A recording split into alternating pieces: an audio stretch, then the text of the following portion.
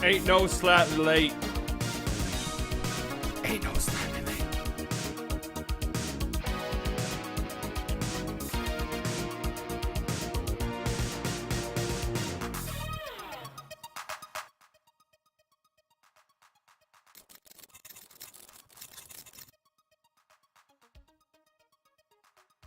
Hello, Chops. Hello, everyone. Hopefully, everyone's recovering from their Dallas Mavericks hangover. Those of you who are unfortunate enough to be fans of that fucking shit franchise.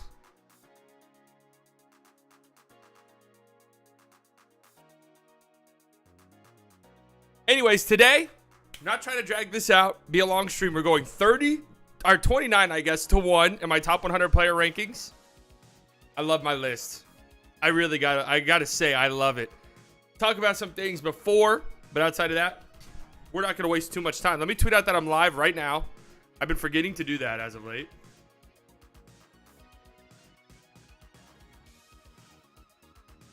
Boom. I need like a good clickbaity picture. I have Luka and Giannis as my thumbnail. Do I go Luka in Jokic? No, I'll just go Luka. I'll just use the same picture. Boom. Actually, you know what? I'll throw in a couple. Let's go Joel Embiid, Joel Embiid, Nikola Jokic, obviously. Got to get that one in there.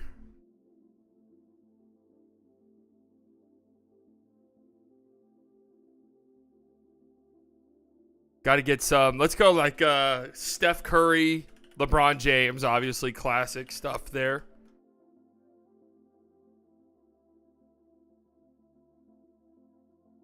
Classic. What's another good one?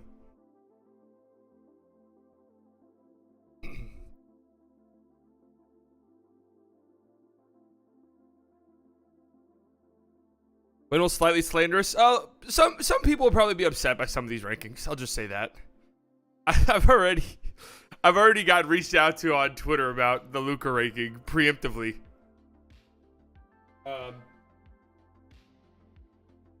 Which I don't like that. I don't like that people don't think I like Luka anymore. I really hate that. I gotta say. I have to say that I'm not a fan of that.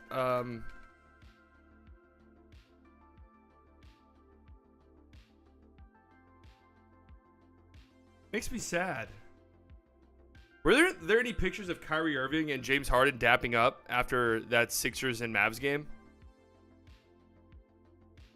I feel like that'd be a nice pick.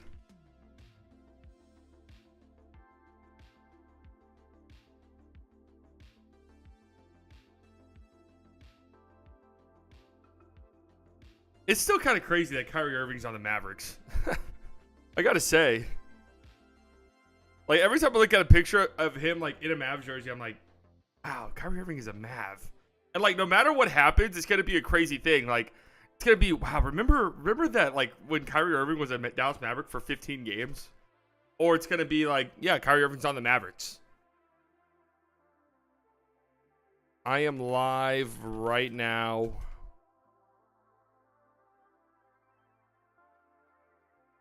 Going over my top 30 players in the NBA. You don't want to miss it.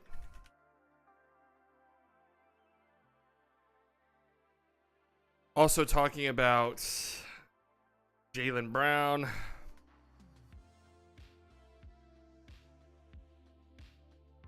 And potential landing spots for him. Oh, and the Jason Kidd discourse. Get in here. Boom! Tweeted.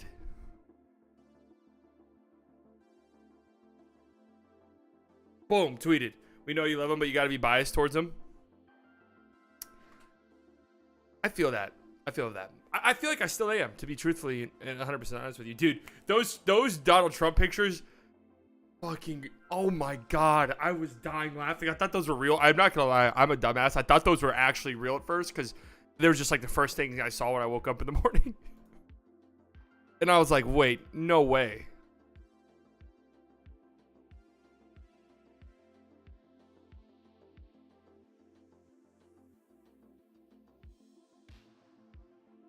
But anyways, that would be one of the funniest scenes in the history of the world. I'm being dead serious. All right, so to start every stream, the way that the NBA has played out this season, especially now that we're at the tail end. Now that we're at the tail end of things here.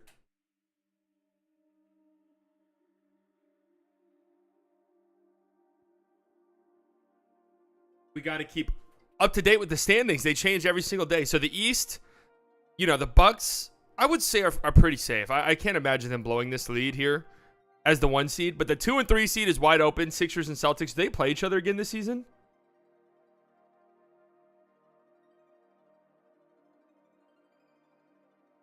Okay, they do. Well, that's going to be absolute must-watch television. So you got that.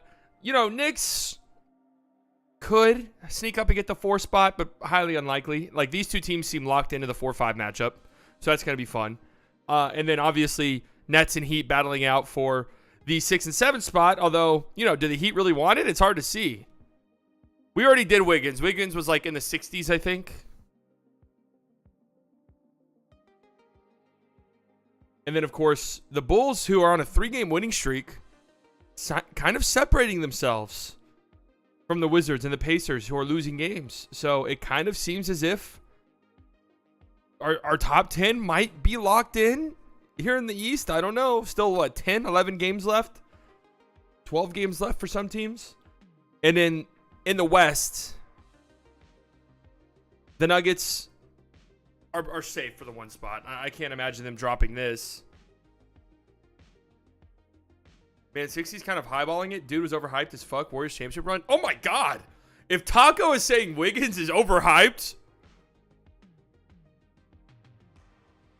Bulls separating themselves reeks of Chris Paul cuts the lead to 40 energy.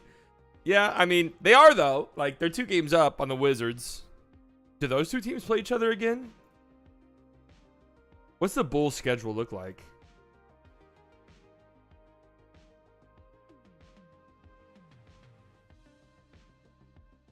They do not play the Wizards, but oh my God, they play the Lakers twice. Clippers, they got a West Coast road trip. They got a pretty tough schedule to close things out. I absolutely love this. Let's go to the Chicago Bulls team page. Stephen A. Smith, LeBron James. Okay. Thanks, ESPN. The fight for the 2 seed is gonna be a good one. Grizzlies and Kings. Do these 2 teams play each other again? Sorry, I gotta look at all of these things. They do not.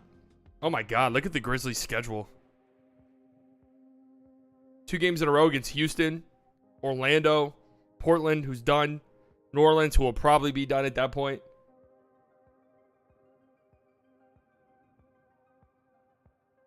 So these three are comfortably top 3. Then you have Phoenix at the 4 spot, only half a game up on the Clippers. Clippers a game and a half up on Golden State. It feels like this is going to be our 4-5, but you never know. You never know. Then Golden State obviously a half game up on the Mavericks.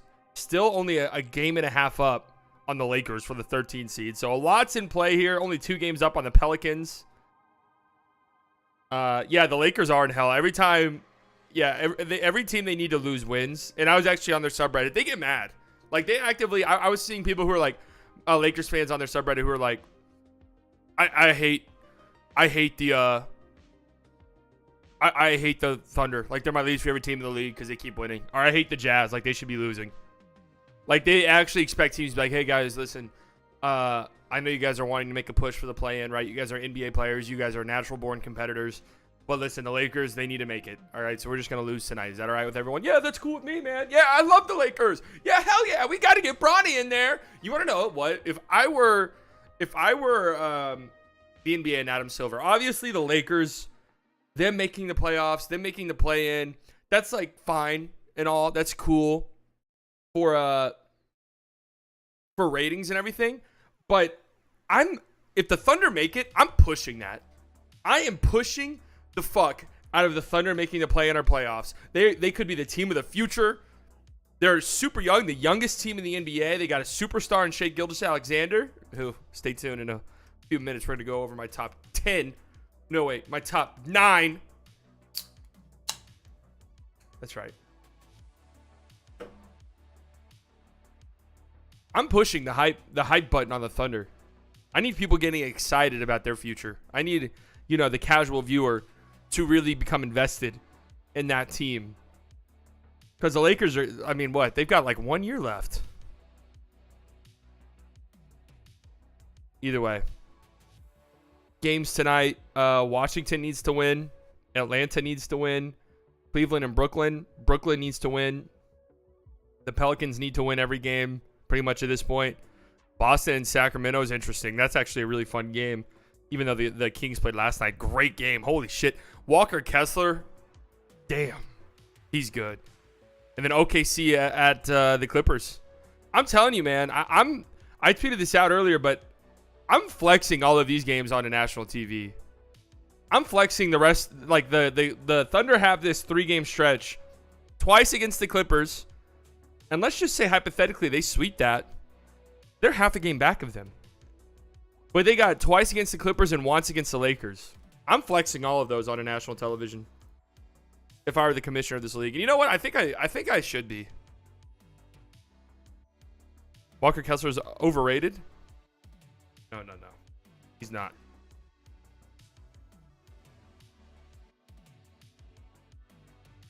He's not. All right, we also had some Jaylen Brown drama. And I'm not going to lie. I haven't read up on all of this. So I know there was an interview, I guess, in the New York Times. Jaylen Brown was non-committal when asked about his future with Boston. I don't know. As long as I'm needed, it's not up to me.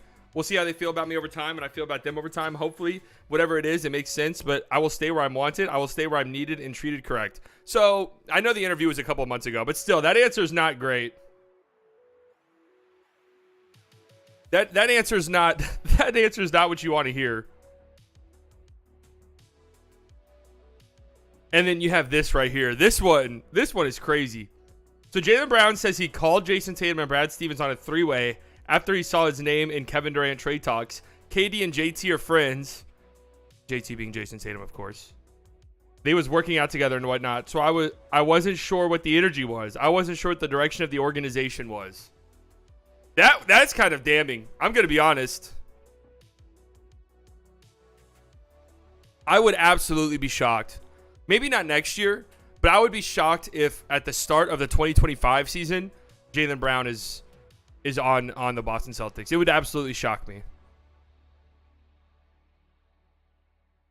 It would shock me if he was on the team that season. Which, if you're the Celtics this summer, do you trade him?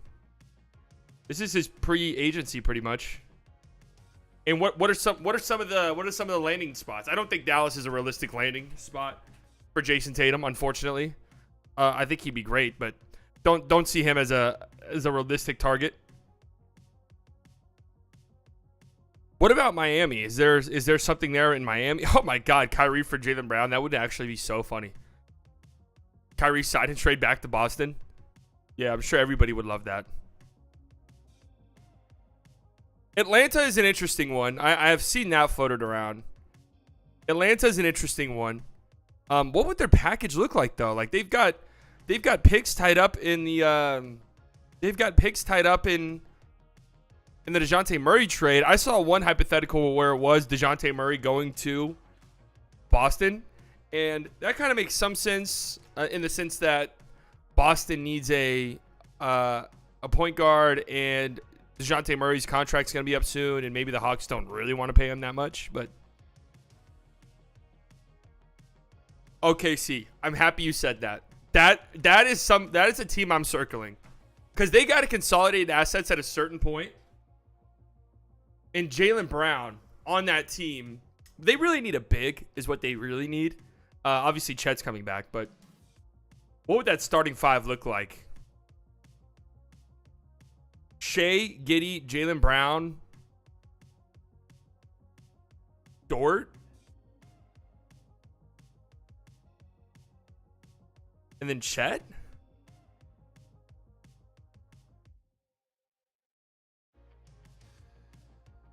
But the Knicks also make a ton of sense.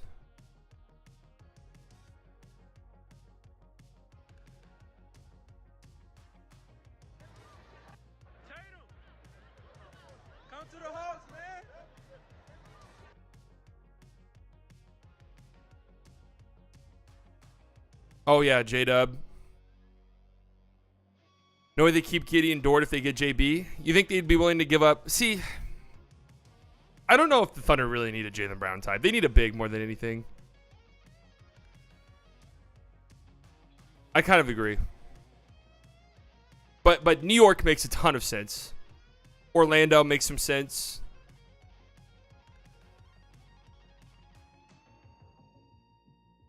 I'd have to really sit down and think about it.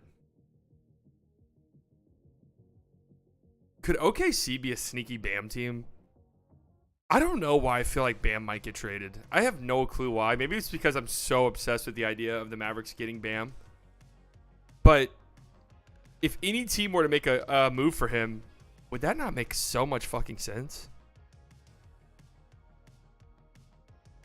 They just have so many picks, man. They have 4 first-round picks in 2024. They don't need those.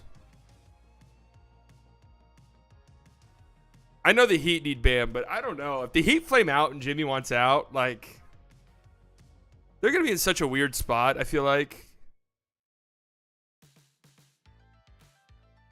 I do agree. Chet at the 4 is kind of interesting. Like, the Mobley type of role defensively. Luka, Kyrie, Bam equals a title? Yeah. I thought even before the Kyrie trade, Luka and Bam alone is, like, title worthy.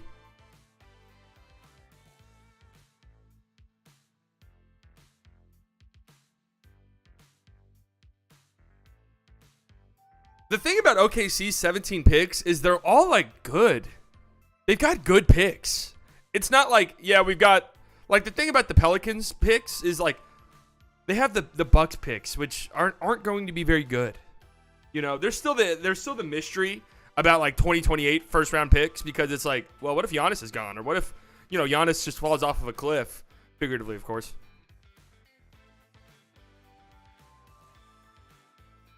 But in 2024, the Thunder have, like, a Rockets pick that's only, I think, like, top 4 protected, I want to say. Which is insane. For the fucking Rush trade.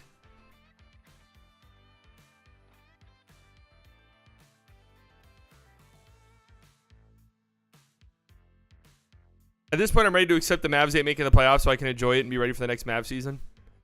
Oh, okay. That actually reminds me. Gossip, what did you say earlier? Your J-Kid tweet was truly horrible. What tweet? Okay, which tweet? Which J-Kid tweet? Which J-Kid tweet?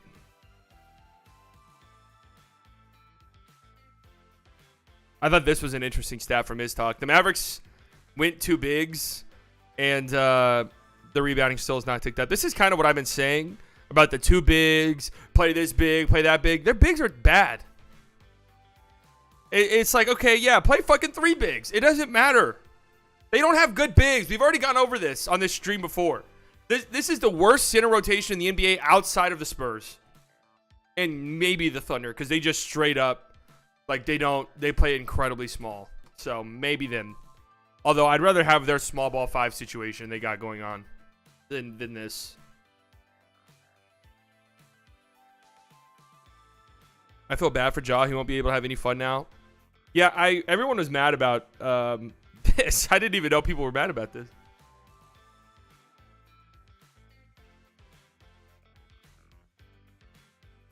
This is a classic one right here.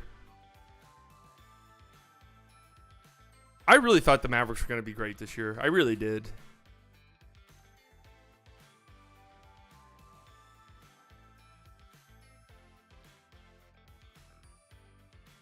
What Jason... okay, I'm trying to remember. What Jason Kidd tweet?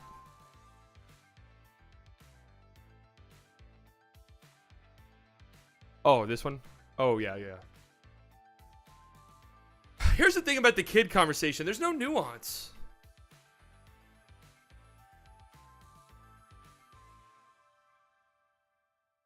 Like, the problem with the Jason Kidd conversation right now is there's absolutely zero nuance in it. It's like every problem on the team is Jason Kidd's fault. And that's just not reality at all, you know? I get that it's the like the coaches in basketball and any sport really are the easiest scapegoat out of all of them, because one, it's you don't want to admit that the roster sucks. Like, that is not a fun realization that the roster is just terrible. And that is where we're at. I don't want to give Kidd, like, any pass, really, because I'm not a big fan of him. And if you want to fire him tomorrow, I don't really care. Cool, do it. I will say this, though, is while it may seem impossible to downgrade, it's not impossible. It is not impossible. Look at how we were all ready to move on from Rick Carlisle, and now we hate Jason Kidd. The Trailblazers were all ready to move on from Terry Stotts, and now they fucking hate Chauncey Billups. So it is possible to downgrade. I will say that.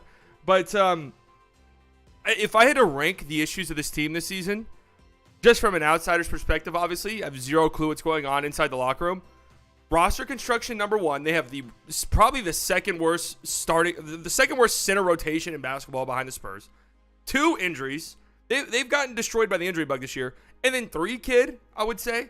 And I've heard people say, like, oh my God, but coaches around the league get more out of their players than this. Like, dude, look at the Western Conference.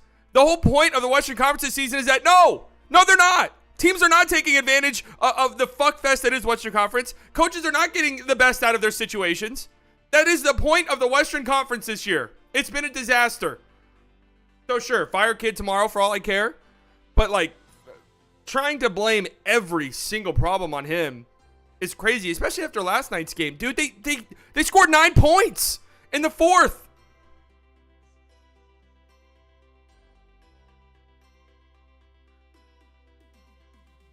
Mavs Twitter hates Baloney Boy. Is that me? Am I Baloney Boy?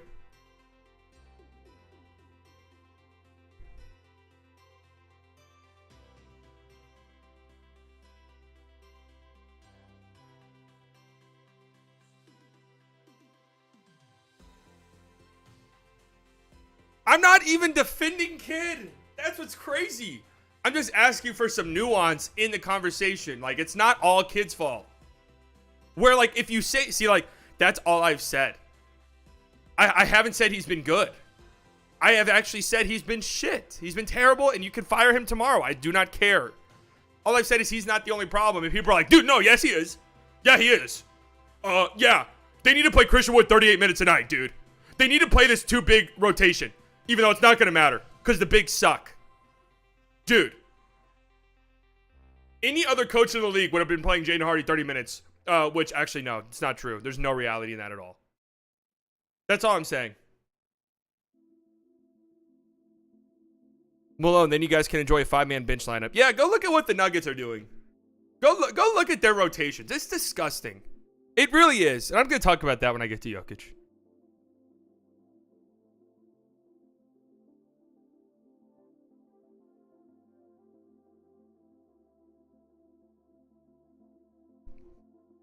I wouldn't mind Vogel, but I'm not jumping up and down in joy. It's also just like... like I said, man, the West is such a shit show. Like, let's go back to the standings. Look at this. The Mavericks are 2 games back from the 5 seed.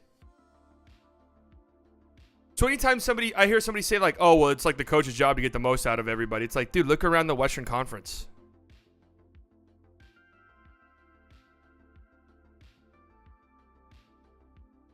I would have been down for Quinn Snyder for sure. I'm still... I can't believe he took that job. Would he not have been an incredibly hot commodity in the offseason? I thought that was the whole point.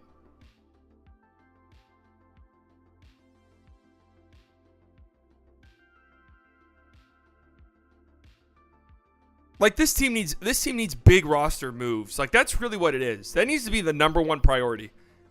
And if the number 2 priority is getting a new coach, okay, fine. Do that.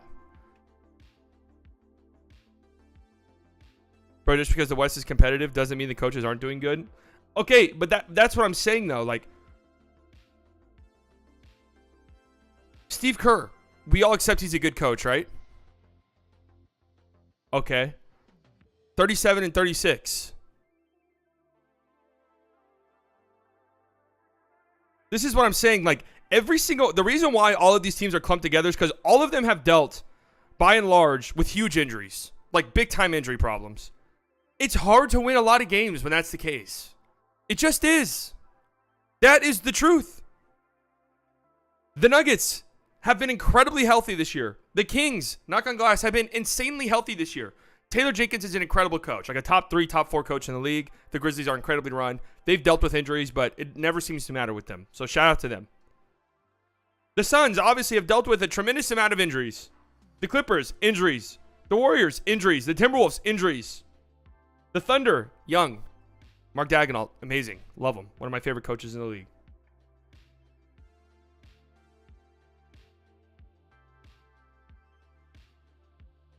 I mean, I do think, okay, don't get me wrong. Don't get me wrong. Coaching is a problem. Like, Kidd has not been good. It does feel like he has some weird vendettas against guys. The timeout management is horrible. And then he had that quote last night that you want your guys to trust you. Man, you're the fucking coach, okay? Yeah, Lakers injuries, although Darvin Ham's not great.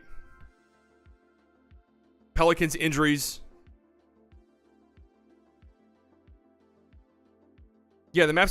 That's PJ. That's all I'm trying to say. Literally, that is all I've been trying to get across this whole time. And it's like anytime I say that, people think that I'm like defending Kidd and saying Kidd's a good coach. When that's not the point at all I'm trying to get across. I'm just saying this team has multiple problems.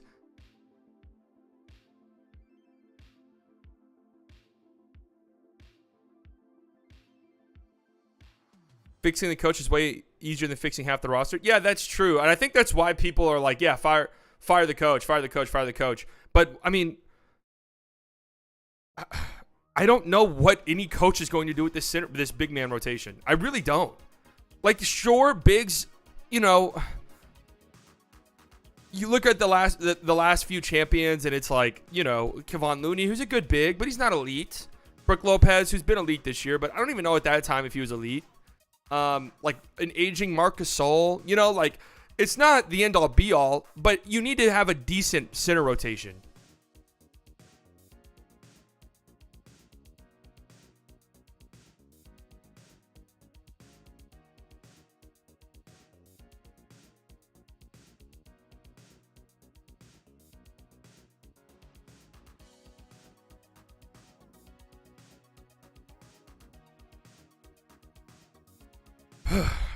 Okay, but what is Kidd good at as a head coach? I'm not even saying he's good.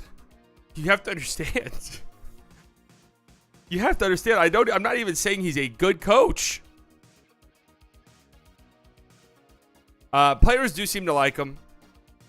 You know, I don't really know how I feel about all of that. Players hated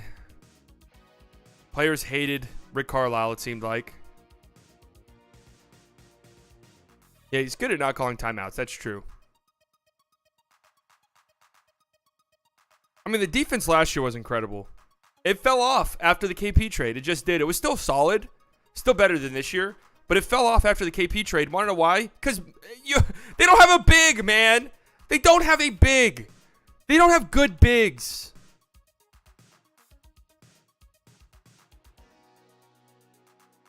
Like, I'm sorry. There's just not too many coaches around the league that are making up for that.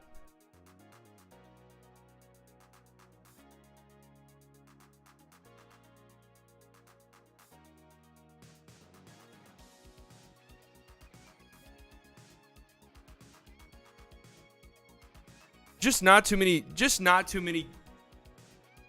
teams are making up with that. Are not too many coaches around the league are going to be able to consistently deal with a center rotation like this.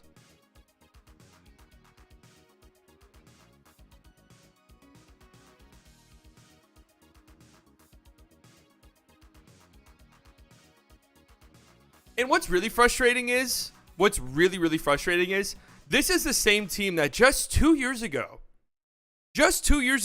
started Boban in a game 7 of the postseason and gave him 30 minutes in a playoff winner-go-home game against the Clippers. Boban, God bless the guy, but got 30 minutes in a winner-go-home series. And they still have not taken the position seriously. It is shocking. It is absolutely shocking. And it killed us, by the way. It killed us. What up, Sevens?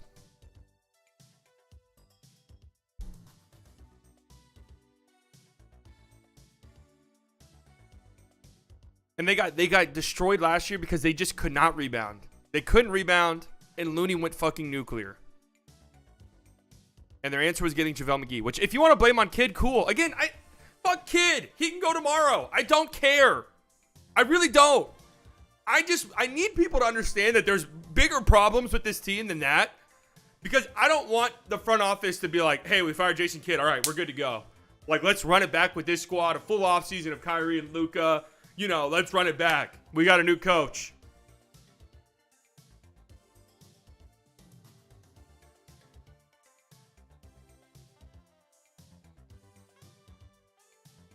I'm on too many different agendas to be on to be super in on the fire Kidd agenda. Again, fire him. I don't care. I'm not on any agenda. I'm not on keep Kidd agenda. I'm not on defend Kidd agenda. I don't really care. I'm on the please get a serious roster agenda. That's where I'm at. Please get a serious center in the offseason agenda. That's the big agenda I'm on. And get a big versatile wing too while you're at it. That's the agenda I'm on, okay? And re-sign Kyrie Irving. That's the agenda that I'm on. No. I want them to get serious about roster construction, okay?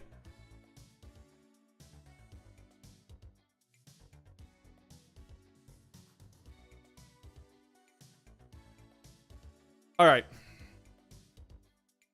Dun, dun, dun. Would definitely be down for some Gafford. For sure. He'd probably be like lower on my wish list, but he's on there definitely.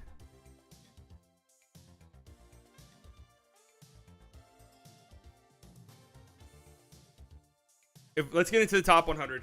Top 29 players across the NBA. I'm not going to go over my top 100. I'm just going to briefly scroll through it. You guys can see with your own two eyes until we get to the 29 spot. Okay. Take a look. You won't see it for long. Take a peek. Now, we did this last week, so could there have been some movement? Yeah, maybe. Maybe some movement here and there. Like, maybe Mike Conley goes up a tiny bit. He was incredible last night. Don't want to be too reactionary, but he's been pretty damn good. Boom, Walker Kessler at 80. He's just incredible, man. Jesus. All right, hold on. Let me change this shit song. Hold on. Let me remove this song from the playlist, actually, entirely. I'm tired of having to skip this song every time it comes on. All right.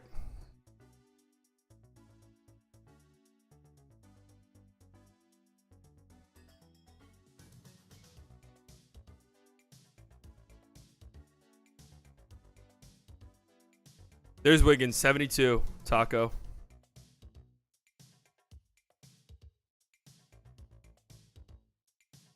What's your prize picks today? I'll look at it after I finish this list. I'll get a prize picks going. Taco Tuesday. We'll get one fired up for tonight.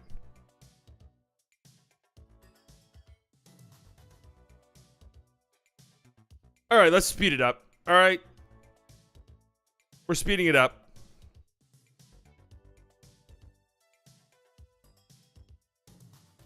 We're speeding it up.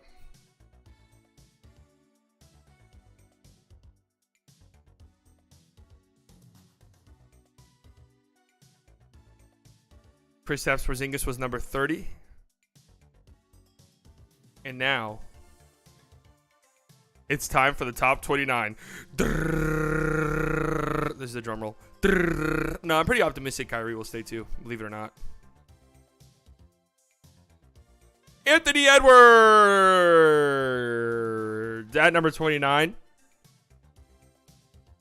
Anthony Edwards kicks off today's ratings. Now, keep in mind, please, you know, it's better to do tier lists. There's not much separating these guys. And you got to understand, the top 30 is just absurdly stacked. Insanely stacked. So while guys might feel low, You just have to understand how stupidly stacked this league currently is, okay? But Anthony Edwards, top 30 player in the league, obviously an all-star. Well deserved. The Timberwolves 5.8 points per 100 possessions better when he's on the court. Shooting 37% from deep. Love to see that. 100th percentile in rim shot creation. 99th percentile in finishing talent. So elite at getting to the rim. Elite at finishing at the rim. The playmaking stuff has all ticked up for him. Although, there's still to reach that superstar level, which I definitely think Anthony Edwards, it is definitely there for him. The playmaking stuff has to get there. I think he's a really slept on defender. I really think he's a slept-on defender. Like, I think Jaden McDaniels sort of steals some of the fire from him defensively, but, maybe he locks in more consistently on that end. These are the steps that is going to propel him to, like, top 15 territory, which I definitely think is possible for him. So, I absolutely love Anthony Edwards. I was really high on him going into the season. Like, 24th was really, really high. And him dropping a little bit from my preseason rankings. Keep in mind, that's what the parentheses are. Doesn't mean I've been disappointed in him. I have not at all. I was very aggressive on his ranking, and he's done great. So shout out to Anthony Edwards. Superstar in the making. And, by the way, it sounds like he's going to come back on Wednesday. There was a report today that Cat and Anthony Edwards both might come back tomorrow night. So that's really interesting. Which is good, too, because that ankle injury looked really bad. And he's going to miss, what was that, 1 game? 1 or 2 games? He's been getting more light on his defense, though. Yeah, that's true. You're right. That Mavs, not just that Mavs game, but that specific play at the end definitely helped him out a little bit there. So you're welcome, Anthony Edwards. Again, guys, if you want to boost your stock in anything, circle the Mavericks game on your schedule. Number 28, it's DG the PG. Thought about putting him higher. I'm a gigantic Darius Garland believer and supporter. I absolutely love him. I do think there's a world in which you can argue. Can I hide this? There's a world where you can argue Darius Garland is a little bit more important to the offense than Donovan Mitchell. Obviously, Donovan Mitchell has the firepower, right, to drop the 70-point games, the 60-point games, the 50-point games. But Darius Garland, as a point guard, is just so smooth with it, man. He's so incredible. Cavaliers, 5.7 points per 100 possessions when on the floor. An 8 net rating when on the floor. Elite. I mean, a lot of the Cavaliers, net rating stuff is crazy. It drops to 2.5 when he's off, which is still a good number. Offensive rating at 118 when he's on, 113 when he's off. 41% from threes, and 46% on catch and shoot threes. Playing alongside another guard who's a willing passer, Donovan Mitchell. I mean, 46% on catch and shoot threes is absolute insanity. 96th percentile in shot creation, 97th in shooting. 18 drives per 75 possessions, gets to the rim. 57% at the rim. That can definitely go up. He's a smaller guy, so, but he does have a 15% drive assist rate. So I love that from point guards. Even if the finishing might need some work, I like the putting pressure on the defense, collapsing the defense, kicking out, passing out, creating and playmaking off of that. I love that. 99th percentile playmaking talent. He's averaging 22 points per game, nearly 8 assists per game. Oh, yeah, DG's a great passer. He's a great point guard. And also, he's just incredibly unselfish. That's one of the things I love the most about Darius Garland. It feels like if he was on, I mean, we saw this last year with him, but if he was on a worse team where he was just kind of the guy, I feel like he would put up some kind of gaudy stats. But he's very cool with being the playmaker, the facilitator. I love that about his game. What up, KS? 60% true shooting, nearly a point over expectation. Great in the pick and roll. Great on spot ups. Love me some Darius Garland. Fantastic player. And incredibly important to a very good Cleveland Cavaliers team, even though they went 8-0 without him this season. Whenever he was out with that eye fracture, whatever it was. What up, Michael? I mean, they have Kyrie. They don't need another dominant ball handler.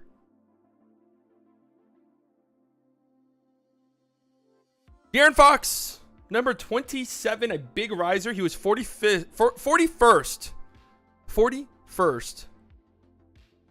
in my preseason rankings. Obviously, a shoo-in to win the Clutch Player of the Year award. Is that the Jerry West award? Is that what they're calling that?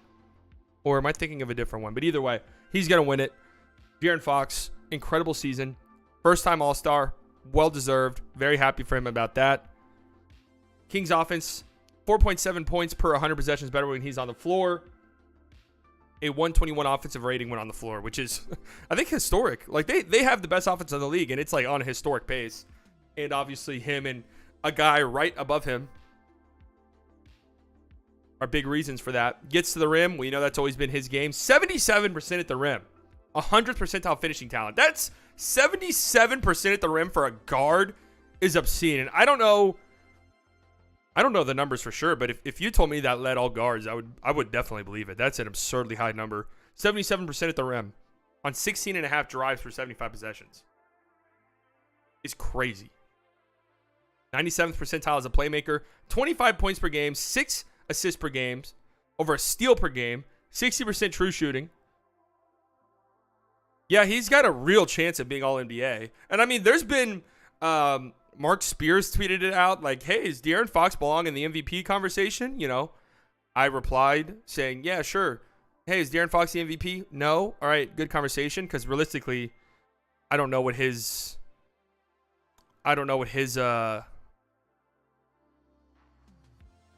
real case is, you know, just in terms of the MVP conversation. Like, that's putting a lot on him. But All-NBA, though, he's definitely got a real shot. He's definitely got a real shot. But he averages over 1 point per possession as a pick-and-roll ball handler, 99th percentile. Over a point per possession in isolation, 99th percentile. How many players are in the NBA MVP conversation? I mean, this year, 3. This year, 3, and then you're just debating who's going to finish 4th or 5th outside of that. But anyways, De'Aaron Fox, great season. A breakout season?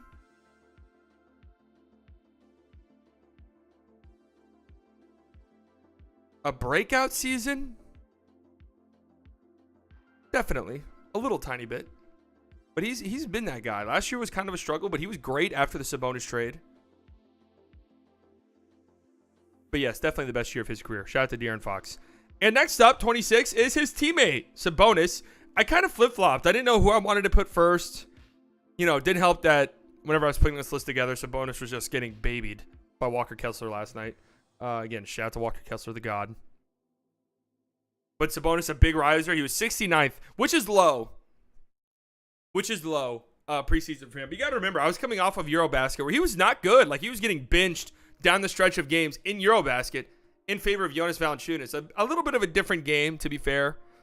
But still, that was like fresh in my mind. I still have my concerns about Sabonis. I'm going to be straight up honest with you. Playoff season, postseason series, I got to see it with him. I just think historically, this type of player struggles in a playoff setting. And teams struggle when they have a guy like this as their main focal point, or one of their main focal points. That's just reality. I would love to be wrong, though. It would be great to see the Kings. Make some noise. Kings, 6.5, nearly 6.5 points per 100 possessions better when he's on the floor. A 121 offensive rating when on the floor. Again, this is a historic level offense, and Sabonis is a huge reason for that. Incredible playmaker for his size. 89th percentile playmaking talent is a big. That's up there. I mean, really, behind Bam, or Jokic, I'm sorry, right? Like, he's the second best playmaking big in the league. Walker Kessler getting overrated for making layups as a 7-footer? No, man. It's his defense. Defense! He's good. I just don't like him personally. Don't know why.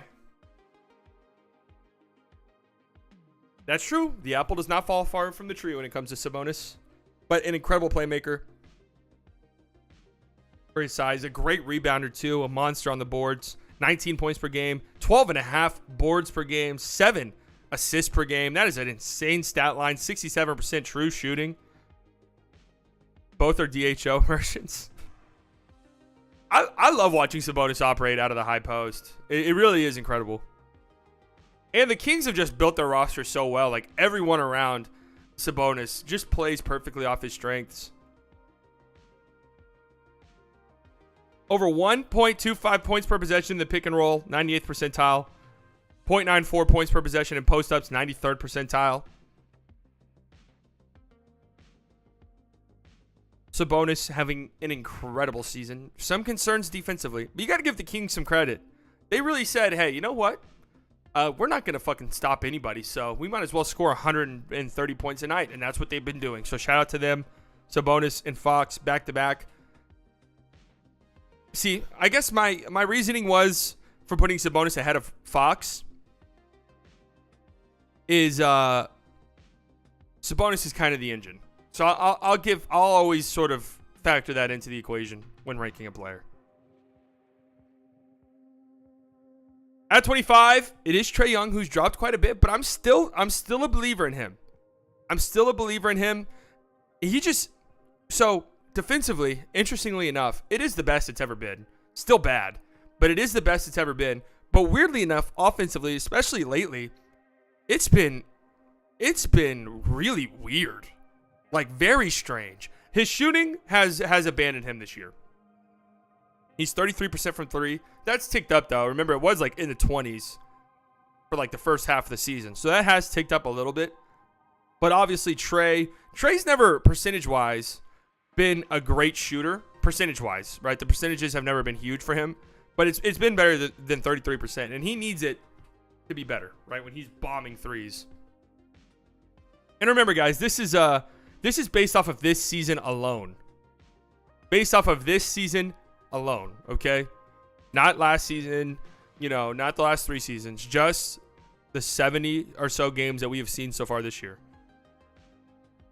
I mean, even in an off year for Trae, and keep in mind, I'm a big Trae guy. I think in the preseason, I had him as like a top 3 offensive player in the league. But yeah, 27 points per game, over 10 assists per game. Basketball Index, by their playmaking metric, has him as the best playmaker in the NBA. He is a pick and roll maestro, one of the best pick and roll guys of the past decade or so. And yeah, the vibes have been a little bit weird. 56% at the rim, right? That can be better. The 3-point stuff can be better. But he's still having a great season. And yeah, I think he's a prime candidate for a bounce back. I think I had him as my sneaky MVP candidate heading into the season too. So I've been really high on him. And you got to keep in mind too, like 10, I had him as top 10. Nobody else had him that high heading into the season. Like, I was absurdly high on him. And I still am. I'm a believer in Trae Young. I don't know if Trae Young is a guy that you can necessarily win a championship if he's your go-to guy. The defense stuff just terrifies me. But offensively, man, Jesus, he's incredible. He really is. His playmaking ability is absurd. Nothing wrong with being top 25 in this NBA. Nothing wrong at all. 24 is Tyrese Halliburton. I really, really did not know what to do with Tyrese. Thought about having Trae Young ahead of him. Thought about having Fox ahead of him. But I know there's just like this weird thing going around that Tyrese Halliburton is overrated. I don't know what you guys are watching. I really have no clue. Pacers are 8.5 points per 100 possessions better when on the floor.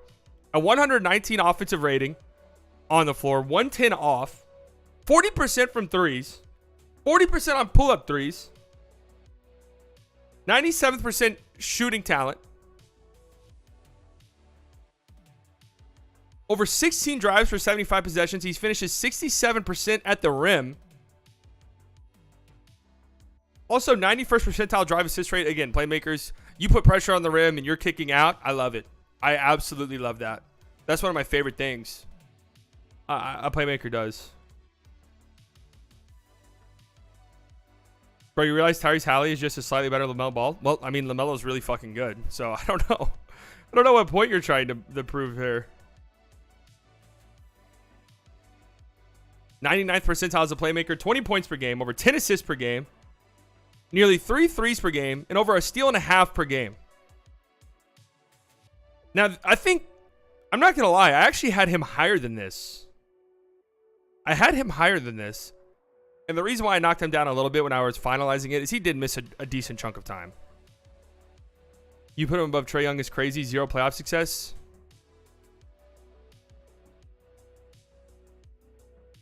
That's not fair. I'm only going off of this season alone, guys. Again, please keep that in mind. I'm literally going off of this season by itself. 62% true shooting. A 1.5 over expectation. 94th percentile.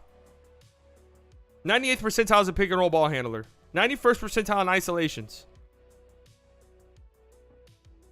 I love his game. I really do. Obsessed is wrong. Just tired of seeing some same coaching mistakes every game than having to hear him speak on it after games. Oh, we're still going about Kid.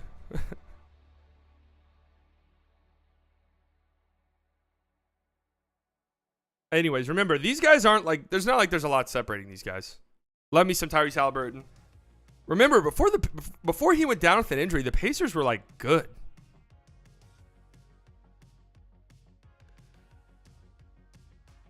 Next up, Julius Randle, of course, on the backs of his amazing performance last night. Hold on, I gotta sneeze. Sorry. I mean, Julius Randle, watching this guy play this season, and here this might be a reason why I'm probably higher on Julius Randle than some. You guys probably know this if you've watched the streams. The amount of time on Prize Picks, use code Slightly Biased, by the way. They'll match your first deposit up to $100. Link down in the description. It's the best way to support the channel. Thank you. But Julius Randle, I bet his under almost religiously to start the season. Almost religiously did I bet his over-under, his under on points. And every time he did, I had to watch this guy go fucking nuclear. I'm talking hitting shots you didn't even know were possible to hit. Draining 3 after 3 after 3 after 3 after 3 after 3. And when this guy is locked in, he's a freight train, man. He is an absolute force. Knicks offense, 8.8 points per 100 possessions better when he's on the floor. 67% at the rim, 95th percentile finishing talent. Great rebounder, fantastic rebounder. 25 points per game, 10 boards a game, 4 assists per game. Slept on playmaker. Well, I don't know if I'd say that. That's kind of one of his strengths people talk about. 58% true shooting, which is good. Like, that's good for him. Guy is just an absolute force, man. The 50-point game was so fake. That's the thing with Julius Randle. It all feels fake until there's like 60 games. Every Julius Randle game where he goes off feels fake because the shots he's making, he shouldn't be making. Like, you see him shoot it and you're like, no fucking way. And it goes in, you're like, oh my God. It looks like he's so out of control on most of his drives, and then he finishes. And then you look at the box score and he's got 35 points and 14 rebounds. And you're just like, wait, what the hell just happened? So it's like, I do agree. Some of his games feel so fake, but at a certain point, when you have so many fake games in a season, it's not fake. The David Roddy Dallas Mavericks games, fake. Yes, toss those out. The Julius Randle ones, they're the real deal, man. And when he's locked in on defense, he can be a good defender. But that's still a problem for him. But it's not as bad as it was last year, where he was just not, like, literally just not putting forth an ounce of effort on that end. Who is it? Somebody, the Ringer gave one of the draft prospects, respect Midwest Jokic. One of the, Kevin O'Connor gave one of the draft prospects Julius Randle with a high motor on defense. Or a consistent motor or something like that, which would be an insanely good player. So shout out to Julius Randle. 23. We love to see it. Next up, Paul George, who, you just got to face the facts, man. He's had a good season, okay? Everyone loves to shit on Paul George. His off nights are incredibly off. But Paul George is still a great player. And you know what? I will judge you based off your opinions on Paul George. I will judge you. I'm just being honest. So talk nice in the chat. He's been terrible this season. Here's terrible this season, guys. 24 points per game, nearly 3 threes per game, 6 boards, 5 assists, a steal and a half per game on 60% true shooting. Clippers, 10 points per 100 possessions better when on the floor. 3.5, plus 3.5 when on the court. Minus 3.8 when off the court. Huge swing.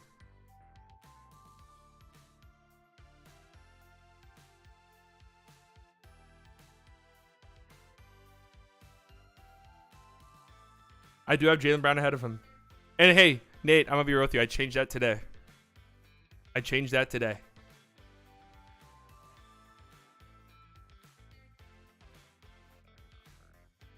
Gets to the rim 11 and a half times for 75 possessions. 70% at the rim. That's incredible. Still a solid defender. He's shooting 45% from the field. That's not terrible for a guy who shoots a bunch of threes. Dude, 60% true shooting is pretty solid for a high volume guy. I like Paul George games a bunch. I always have. Yeah, his stinkers are bad. Like, there's no denying that. His stinkers are like, holy shit, should this guy be in the league still? But when he's on, he's on. And there's no mistaking it. The Clippers are just way better when he plays. So, I'm still a Paul George guy. I like him. He's not like the borderline top 10 guy he's been in the past, obviously, but he's still a really, really solid player. You know, was he an all-star this year? Like, was he a deserving all-star? Some people argue no. But 1.2 points per possession in spot-ups, 98th percentile, 96th percentile in pick and rolls, 91st percentile in post-ups.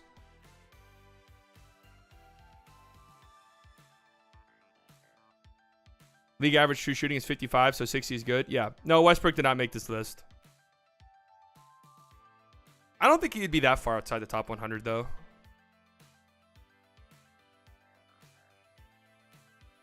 Paul George isn't consistent, but if he was more consistent, given his highs, he would be like a perennial top 10 guy, which he was in the past, by the way. Is he in the top 10, more the 15 range? More the 2 range.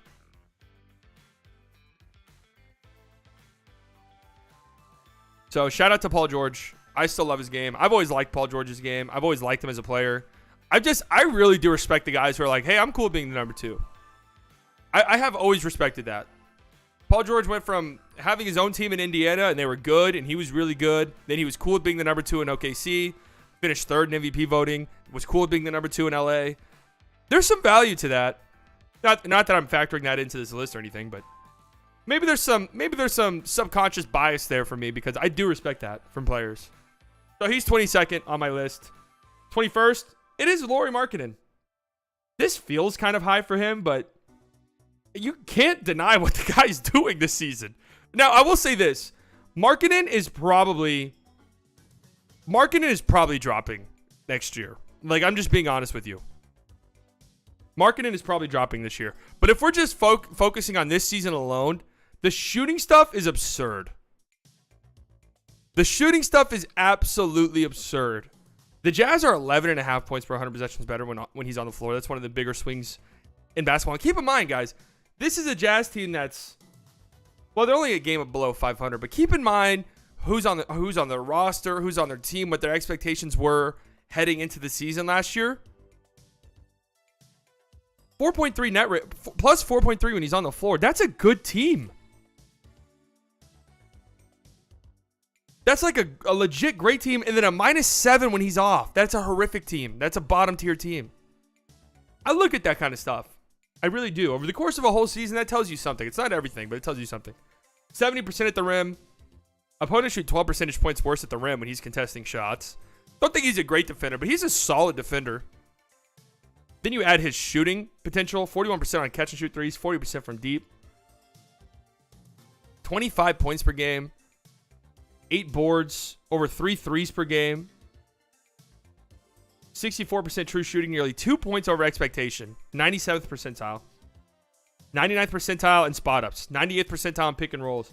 99th percentile in isolations. The guy, I feel like once every 2 weeks will have just an absurd poster dunk too. Where you're just like, oh, shit. I forgot Lauri could do that. And he's not a 5-man bench lineup fraud like some other Euro. Hey, now. Play nice. Play nice. I'm taking Jordan Poole over this man, to be honest. I have no logical opinion about this man. Just does not look like a hooper. Oh, Christ. Lord, please help Grayson Allen in chat. Thank you. What up, Eden? Love me some Markkanen. But for me, he's a prime regression candidate next year. And it's nothing against him. It's just the shooting numbers have been crazy. The shooting numbers have been absolutely crazy, and I think it takes a little bit of a dip next year. But if we're just focusing on this season by itself, you got to recognize the guy was an all-star starter, man. So by that logic, he should be a top 10 player in the league, right? So I'm low on him actually. But yeah, this is the biggest jump in the whole thing. Obviously, I did not rank Lauri Markkanen heading into this season, which in hindsight, I don't know how many people were putting him in top 100 lists.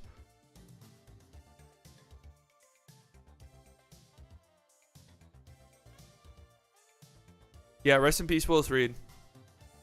I don't know how many people were putting Markkanen in top 100 lists, but after his performance in Eurobasket, probably should have felt that something was coming. But I love Markkanen, and he's a legit 7-footer too. Just a really good player. And in today's NBA, like a perfect number 3 guy. If he's your number 3, you feel very good about your championship odds, I feel like. This version of Markkanen, of course. Where the shooting numbers are just obscene. So shout out to Larry, love him. Boom, Jrue Holiday, top 20. I had to stop myself from putting him higher. I really did.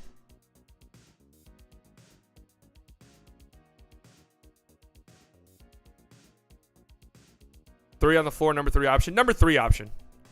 I think a number 2 option, you still feel decently okay, depending on who your number 1 is. But if Markkanen's your 3, you're like your 3rd guy. Love me some Jrue Holiday, man. And I really had to stop myself from going higher with him. It's just the guys above him are like legit MVP guys who have been hurt or like borderline top 10 guys pretty much. But Jrue Holiday, incredible player. Bucks 11 points per 100. Better when he's on the floor. Keep in mind, this is the 1 seed in the Eastern Conference and the best team in the league. They have an 8.5 net rating when he's on the floor. They're -2 when he's off. Gigantic swing. Really a case for the best defender in basketball. I know we'll always gravitate to the bigs just because, you know, they're the anchor of the defense, really. So these super versatile bigs or these like great rim protecting bigs will always be towards the top of everyone's list. But Jrue Holiday has just, for like a decade now, been probably the best perimeter defender in basketball. It's a fucking shame that Marcus Smart got a Defensive Player of the Year award and Jrue Holiday will more than likely never get one. An absolute mockery of the sport. And on top of that, he's having one of his, if not his best offensive season of his career. Nearly 20 points per game, 2.5 threes per game, over 7 assists per game, over a steal per game. 99th percentile as a pick and roll ball handler. I mean, the advanced metrics for defense are just incredibly unreliable. But every single one of them loves Jrue Holiday. The 3 that Basketball Index loves for their perimeter defense stuff. 94th percentile on-ball defender, 90th off-ball, 90th ball screen defender. What the hell is defensive LeBron? It's one of these fucking metrics. He's 88th percentile. I like this percentile a lot. It tells you a lot. 99th percentile in usage, tier 1 defended. So he's guarding the other team's best player every night, essentially. While also being very, very good. Very, very good offensively this season. Jrue Holiday, a masterclass of a season. And hey, listen, I love De'Aaron Fox. I love, who are some of the other guards? I love Anthony Edwards. Where is the All-NBA buzz for Jrue Holiday? Where the fuck is it? Legit. Jordan never had metrics. Yeah, they need a Jordan ranking. D Jordan. His D Jordan's through the roof. Where is the All-NBA buzz for Mr. Jrue Holiday? How in the hell do the Bucks have 3 of the top 5 defensive players in the league? That's crazy. No buzz because he plays with Giannis, unfortunately. Well, that's really unfortunate because if I had a vote, I would probably put Jrue on one of my teams. 19 points doesn't get you all NBA. Yeah, but you combine that with with the best perimeter defense in the league, and it should. Either way, shout out to Jrue. Oh, I mean, I had him at 25 heading into the season, which was stupidly high. And he's even exceeded my expectations. Great season for him. At number 19, it is Mr. Jaylen Brown. Nate, did you think I was going to have him lower? I know there's some Celtics fans who watch this channel that were concerned about my Jaylen Brown rankings. I feel like 19 is incredibly fair. Incredibly fair. Listen, the truth of the matter is, plenty of nights where he's the best player on the floor for the Celtics. Plenty of nights. I wouldn't say like 50%, but a lot of nights. Jaylen Brown's game, I would still love to see him. Would still love to see him as the number one on his own team. That's hurting him a little bit in these rankings. It's just that we've never seen it. You know, we've never seen it. There's guys ahead of him who are number twos on their teams, but my guess is you would have him at 22. Am I crazy to think you could swap him and Tatum's roles and that he'd be considered a superstar? I don't know. Either way, incredible at getting to the rim, 70% at the rim, fantastic finisher, a good defender, over 26 points per game, 7 boards per game, over a steal per game, 58% true shooting, great in the pick and roll, great as an isolation player. Just really strong. He has his lows too. You know, we talk about Tatum's lows. Jaylen Brown has his lows too, where it looks really disgusting. Obviously, the turnover stuff can be really bad. But yeah, he was their best player in that Warriors series. Again, like I'm not focusing on last year, but he's been really, really good this season. Very interested to see what he does in the offseason. I feel like Jaylen Brown is one of those guys where the trade package for him might end up being obscene. Do you think Brown could win a series if Tatum was out for one? Oh, yeah, for sure. For sure. Especially if they were the 2 seed and they were playing a play-in team. Most definitely.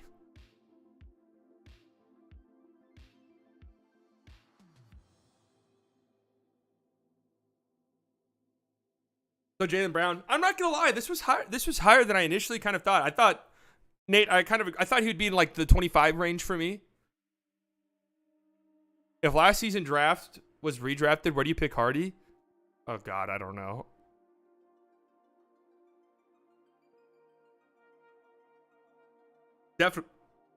Definitely the top in the first round. Probably in the top 20, right?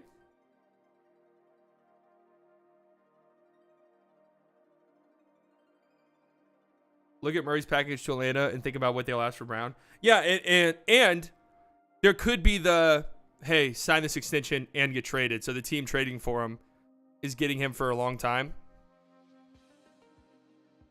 Top 15, definitely possible for Hardy. I'd have to sit down and look at it.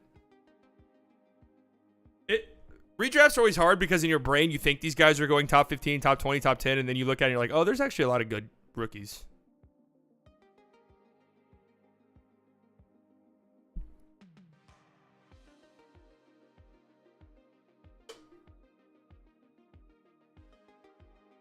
Definitely below Kessler.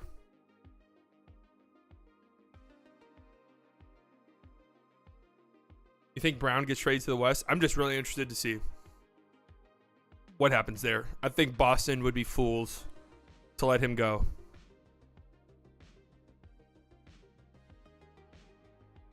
So shout out to Jaylen Brown, 19th, top 20 player. That's really solid. That's really solid. Anthony Davis at 18th. What the fuck do you do with Anthony Davis? Injured a lot of the season. Absolutely dominant at times. Looked like a legit MVP candidate for a lot of the early portion of the season. And remember, this is a full season that we're looking at here. Although it's hard not to get blinded by recency stuff. But also moments, especially lately, where it's like, hello, Anthony Davis? Are you on the court? He's definitely top 20. He really is. The only argument for him not being top 20 is injury stuff. Like he's an incredible defensive player. An incredible defensive player. Opponents shoot 8 percentage points worse at the rim when he contests. He's 100th percentile in rim points saved. Over 2 blocks per 75 possessions, 95th percentile. When he's on offensively, he is a force. But the problem is he just settles. We saw this in the Mavericks game. If he wanted to score 60 points that night, if he said, hey, give me the ball, I'm going down low. Like, Dwight Powell doesn't stand a fucking chance against me. I'm putting up 60 points.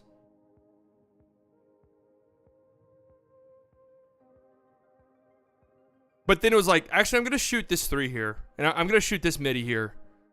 It's like, dude. Luka Doncic, left thigh strain. Kyrie Irving, right foot soreness. And Markieff Morris, left knee soreness. All questionable for tomorrow night's game against the Warriors. I don't think there's a world in which Kyrie plays tomorrow night, by the way. You think Drew should have considerations for being an all-time top 10 defensive guard? Yeah, for sure. Well, I mean, guards who have won Defensive Players of the Year, there's not a lot of them.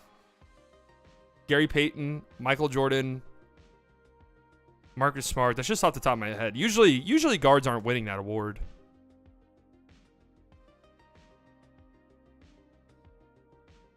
KG with no dog. Yeah, if he had an endless motor, this is like a legit all-time player. He's that talented. And he's still really fucking good. Don't get me wrong. I think the top 75 inclusion was a little aggressive, truthfully. But he's still a really good player. You can't deny what he was doing early on in the season. You know, over 26 points per game, 12.5 rebounds per game. I mean, that's incredible. 2 blocks per game. That's absolutely insane. Feel however you want to feel about the guy, but that is actually crazy. 98th percentile is the roll man. 96th percentile in post-ups. 91st percentile in isolation. 63% true shooting. When he's locked in, it's incredible. Bit like Tatum with the lows being really bad. Yeah. And also injuries, a bunch. A bunch of injuries. Would you sign and trade Kyrie for AD and 2 firsts? So the Mavericks get Anthony Davis and 2 firsts? Yeah.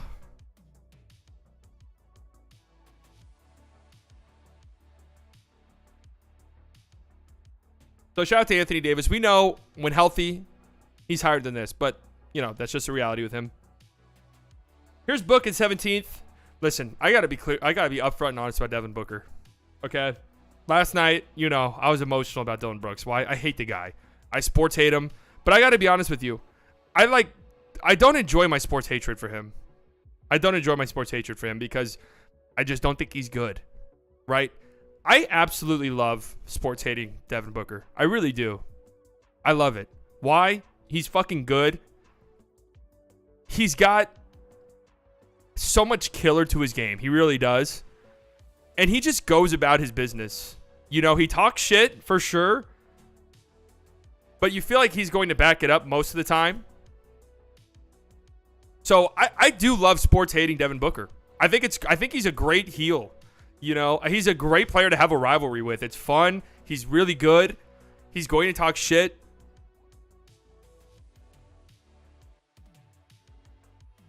I legitimately like it. And the reason why he's a little bit lower is he did miss a lot of time. He missed a lot of time. But yeah, the Suns are way better when he plays, obviously. Nearly 8 points per 100 possessions better when he's on the floor. Their offense is nearly 12 points per 100 possessions better when he's on the floor. 99th percentile. That's insane. Plus 5.2 when on the floor. -1 when off. 27 points per game. Over 5 assists per game. 60% true shooting. We know what he does. An elite shot maker. Tough shot maker.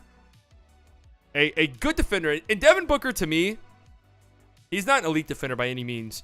But he is proof that, you know what? A large portion of defense is just effort and locking in. Because I don't think D-Book really has the tools necessarily to be an elite defender. But he puts forth like 100% effort on that end. And it shows. It definitely shows. Listen, I love the Luka and Booker rivalry. And if we want to hype it up more, we got to accept the fact that Book is a fucking killer. He is great. He's a legitimately great player. That makes the rivalry more fun. It's not fun if we're like, yeah, Book sucks. He reeks. He's terrible. Yeah, it's fun that it's an elite top tier player beefing with Luka. That is an insanely good rivalry. When was the last time we've had a rivalry like that? Legit. Like the Giannis and Harden one, I guess. Although that one was like just really weird. because it just felt kind of, I don't know, like Harden was being a little bit of a baby.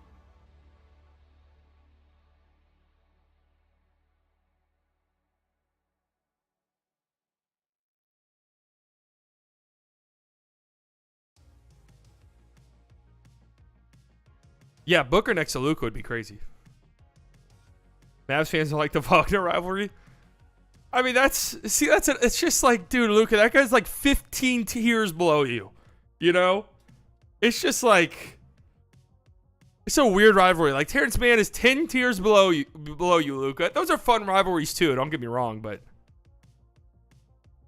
Booker's body type is poo, TBH, very skinny and unathletic. That's kind of what I'm saying, though, about the defensive stuff, is it's like, he's not an elite defender. He's a solid defender. But he legitimately tries and locks in on that end, and it does show. It does show. So I really like Devin Booker's game, truthfully. I do. And I think he's a great heel. He's a fun sports hate. It's like in the Heatles days. I loved sports hating LeBron. Everybody sports hated LeBron, and it was fun. It was fun. It was a fun heel to have. He needs to pass the ball, fatty. I do. Those memes are actually pretty fucking hilarious. So shout out to Devin Booker, 17th. Would be higher if he didn't miss like that gigantic chunk of time. Yeah, we're getting a little bit biased here. We're getting a little slightly biased here. Kyrie, 16th. Would he be 16th if he was a Mav? Probably not. But here he is, because guess what? He is a Maverick, okay? He is a Maverick. And you know what?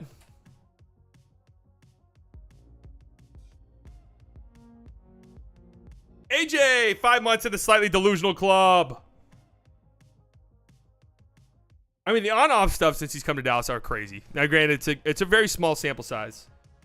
But the Mavericks are over 19 points per 100 possessions better when he's on the court. That's fucking crazy. 38% from three, 99th percentile in shot creation, 97th in perimeter shooting. Over 11.5 drives per 75 possessions, 70% at the rim. We know how elite he is at finishing at the rim.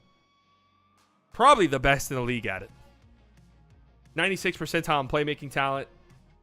Over nearly 27.5 points per game. Over 5.5 assists per game, 61% true shooting. 100th percentile in the pick and roll. 84th percentile in spot ups. And the best isolation player in the league by the numbers this year. 1.17 points per possession in isolation.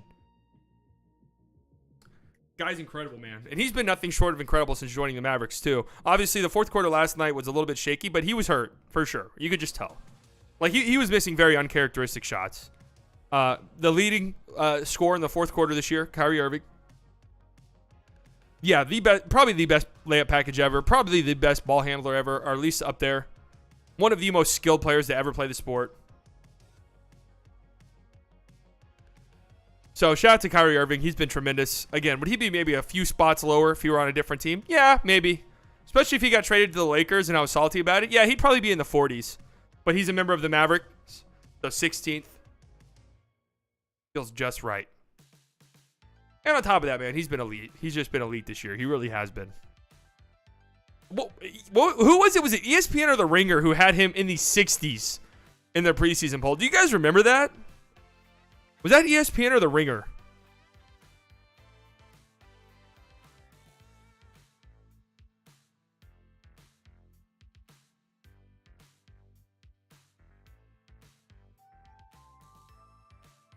It was ESPN? Oh, yeah. The media obviously hates Kyrie. Are you sure it wasn't The Ringer?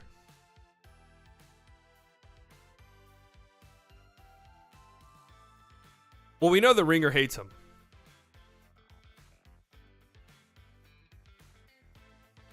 But anyways, love Kyrie. Hopefully he's back soon. I'm assuming he's going to miss tomorrow night. I just am. At number 15, it is Donovan Mitchell. It is Donovan Mitchell, who I go back and forth on quite a bit, to be honest with you. I did see Luka's reaction to Kyrie's layup last year. Or last night, for sure. I go back and forth on Donovan Mitchell. There are times where it still just looks rough, and fourth quarter stuff looks rough, which was a problem that plagued him last year in Utah, where he was like the worst clutch performer in the NBA. But the guy's just, 27 points per game, 3.5 threes per game, nearly 5 assists per game, 60% true shooting, 2.5 points over expectation, 98th percentile. The guy's just really fucking good.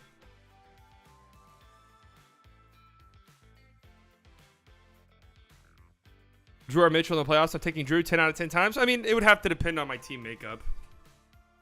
If I need if I need an offensive engine, you got to take Donovan Mitchell. But if I'm already like a good team, yeah, I definitely would probably rather have Drew.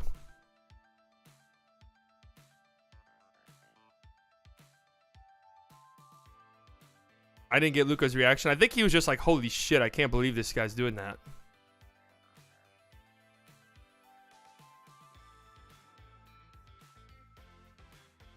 He's got a ring on his finger, which is something Mitchell can't say. Mitchell's less clutch, has less handles, worse shooting, and the Cavs are underwhelming this year. Are the Cavs underwhelming this year? They're the 4th seed currently. They have one of the best actually, they have the best point differential in the NBA. Advanced metrics still absolutely love Cleveland.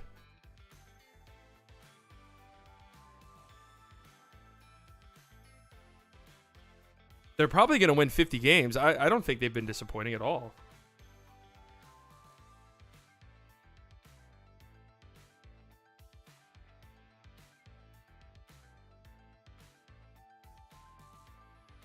But anyways, Donovan Mitchell's been great. 99th percentile as a shooter, 97th percentile as a finisher, 69% at the rim, 97th percentile as a playmaker. Very, very, very rare on Basketball Index to find guys who are the 97th percentile or better in the playmaking, finishing, and shooting talents. It's like literally 5 guys. And Donovan Mitchell is on that list. So, really good player. What else is there to say?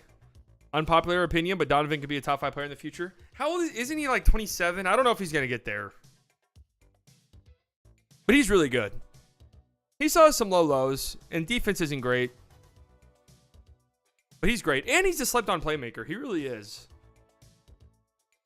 Like, the assist numbers are never crazy, but he's always played next to good point guards like Mike Conley and Darius Garland. So, yeah, he's short. That does affect him. But he's still incredible. You dropped 70 points, man. Like, you got to be on a different stratosphere to achieve something like that.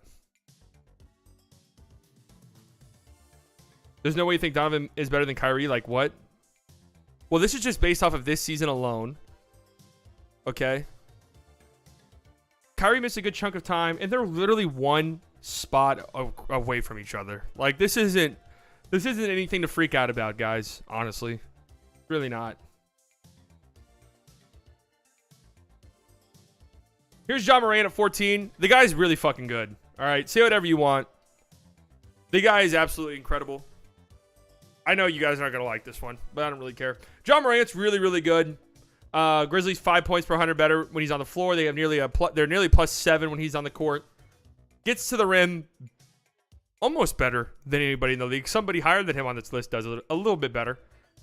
But 60% at the rim, 100th percentile finishing talent, 100th percentile as a playmaker, 27 points per game, over 8 assists per game. He's a very slept-on playmaker. Like, that's a part of his game that really does not get talked about enough. He is incredible in that department. A little inefficient at times, for sure. The shooting stuff, if he wants to be elite, top 5, we're talking MVP, he's going to have a good shooting season at some point. But Ja Morant's really him. Like, he's that guy. When he's on the floor, he's good. He's one of the most exciting players to watch. And when he's going, like that Lakers game where he had, 28 points in the third quarter? When he's on and going, it is probably the most must-watch television in the league currently. Like, I don't know if there's a player who has this stop everything you're doing and turn on this game more than Ja Morant right now.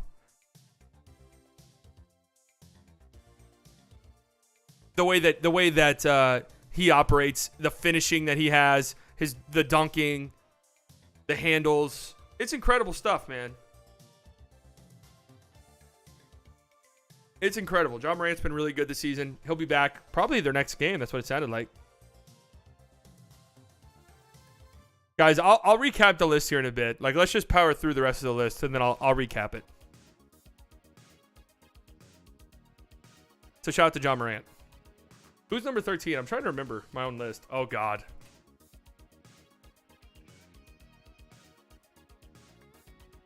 This one's not going to be popular. This one's not going to be popular. You got to understand, I love this team. I love this team. This, and it's crazy that other guys were talked about before him. This was the most egregious all-star snub, maybe of all time. This was maybe the most egregious all-star snub in history. James Harden, 13th. Everyone talked about like, oh, Trey should have been an all-star, or Brunson should have been an all-star. Dude, this was the biggest all-star snub maybe of all time. I'm being dead serious. Like, there was absolutely zero reasoning for him not making the all-star game. Think about it.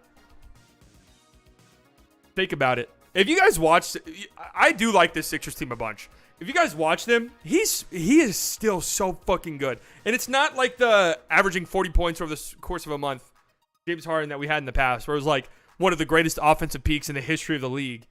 But it's still incredible. The way that he masters the offense is still incredible. He still has his bag, right? I know he just dropped 2 points. All right, yes, I understand that.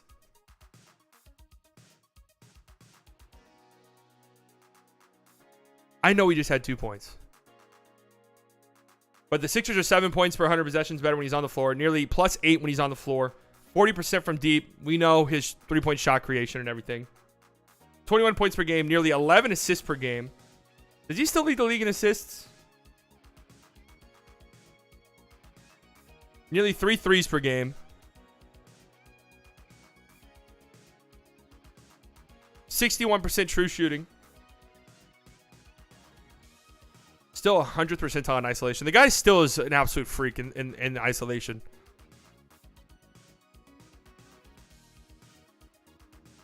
Yeah, Harden is that guy, man. I got to be honest. I watch a lot of Sixers games, and I don't want to pull that card because I assume I know you guys watch a ton of basketball too. James Harden is just so in control of things. Him and Embiid play so that pick and roll when it's going, and Harden is just that little pocket pass to a rolling Embiid. It's fucking unstoppable. It's absolutely unstoppable, man. It really is. And I mean, there's people who are saying the biggest secret in the league is him going to Houston. That's really interesting.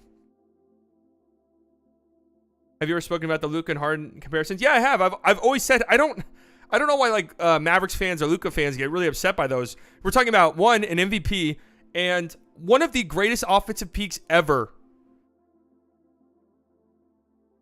Like one of the greatest offensive peaks of all time. That's not like some backhanded compliment. Although I will say when a lot of the times when people are making that comparison, it's because of foul baiting stuff. Which Harden and Luka's foul baiting is not really comparable. That is very true. There's a playoff aspect of it all, AJ, for sure. Sorry, but you have to do Kyrie justice and put him higher. Dude, Kyrie at 16 is high. Like, I'm telling you right now, that is high. Please find another ranking that has him higher than 16th. That is high for Kyrie Irving.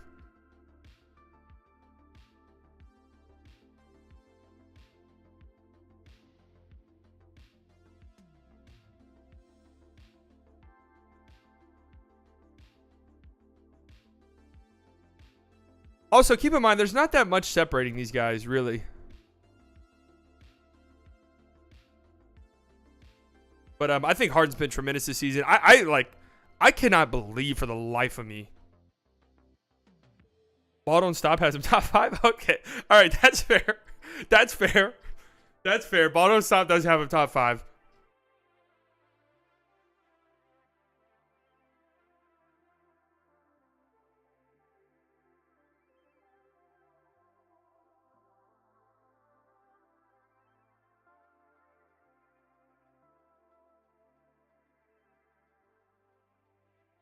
That's true. Bottle and Stop definitely has him top 5. Harden leads the NBA in assists. He's a stud. He is a stud. So shout out to James Harden. 13th. Aggressive. Seriously, one of the bigger all-star snubs ever. What are you streaming tonight? Nothing. Nada. At number 12, it is Mr. LeBron James himself. Listen, man, 30 points per game. 8.5 boards, 7 assists per game. Has missed a lot of time, but the Lakers go from being a good team to being absolute diarrhea when he's not playing. But yes, he is out of the top 10 this season. Just he's missed a lot of time. And there's just been some absurdly good players this year. Guys, remember, this is this season by itself. Okay? This season by itself. There's really no argument for LeBron being top 5. Just based off of this season. Okay? Just really. No, he's still contributing to winning. Dude, being top 12 is crazy. Is a crazy feat. Especially for his age. Lakers 9.3 points per 100 better when he's on the floor. Still gets to the rim at a great clip. 99th percentile finishing. 75% at the rim. Still an incredible playmaker. 1.64 points per possession on cuts. Which is the best. And this is why... And this is why right here. This is why right here.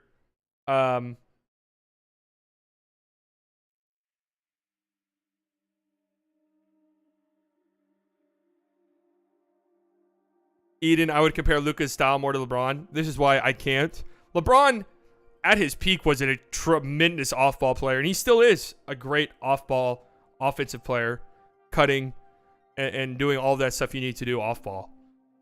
Where Luka is not. Yeah, it's possible.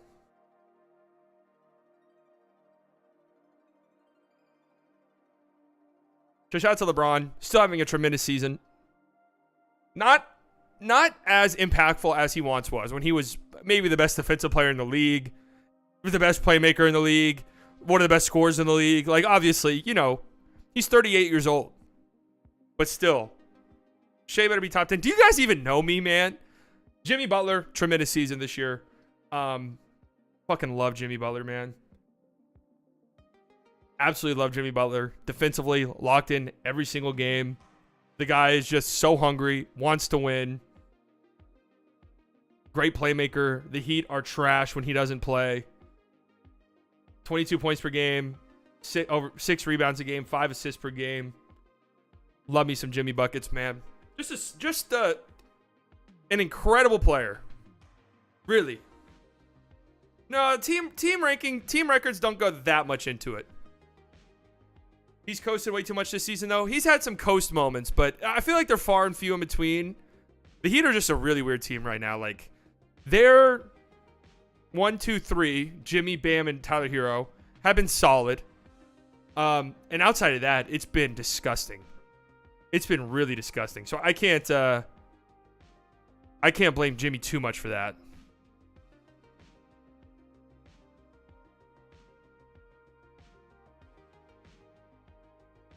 You're taking Shea over Jimmy in a 7-series game? That's not what this list is. Can you guys please get it through your heads? This list is just this season only in the regular season. Top 100. Nah, bro, your star can't have multiple games where he doesn't put up 20 points. Oh, the shit, then Tatum can't be in the top 10.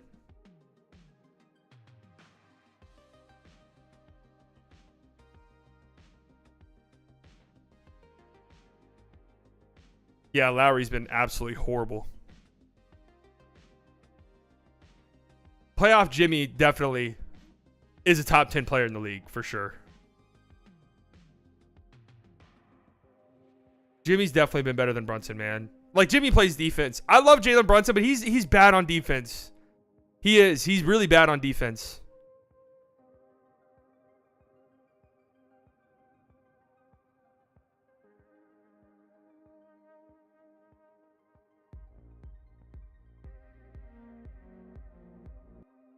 A poet with the $5 donation. Luka's number 1. Just saying. We'll see.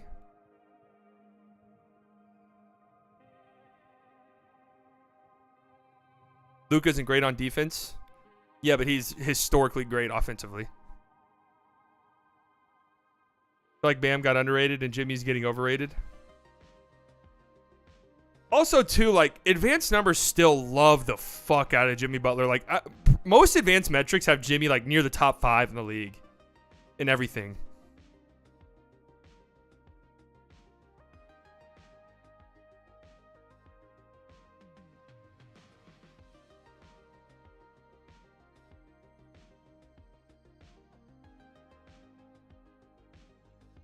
The man doesn't have to contribute or score to contribute to winning. Thank you. There's more to this than scoring.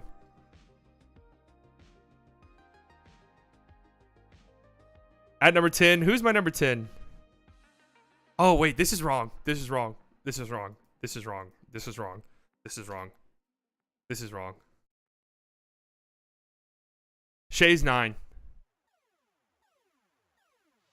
Shay's 9. Kawhi's 10. Kawhi is 10th. Yep. Kawhi is 10th. Shay's 9th. Yeah. Uh-huh. Yep. Yep. Yep. That's right. Shay's 9th. Kawhi 10th. Only because Kawhi has missed a decent amount of time. Guys still... Hey, bad news. Bad news, Mavericks fans. If a playoff series between these two teams happen, Kawhi is still fucking incredibly good. So, sleep easy knowing that. I'm sorry, but Kawhi is easily top 5 when he plays. Listen, whenever we're getting into the top 10, I got to factor in injuries and stuff for some of these guys. Or else it's impossible to separate them. Otherwise, it's absolutely impossible to separate some of these guys. Clippers, 6+6 when he plays, which is elite, and then they are absolute dog shit when he does not play. He's shooting 42% from 3, by the way. 66%. This guy's just so stupidly good. God. Jesus, man. It's unbelievable how good he is. It really is. It's sad too, because he's not going to get talked about a lot when he retires. Even though he was a top 3 player of his generation, just pound for pound, easily.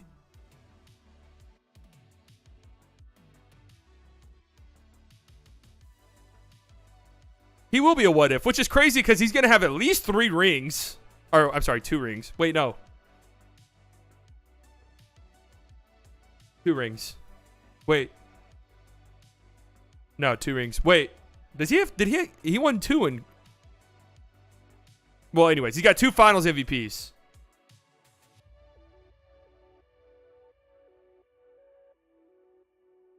Two finals MVPs and being a what if is insane. Like, that just goes to show how incredible he is. If you were a what if with 2 finals MVPs.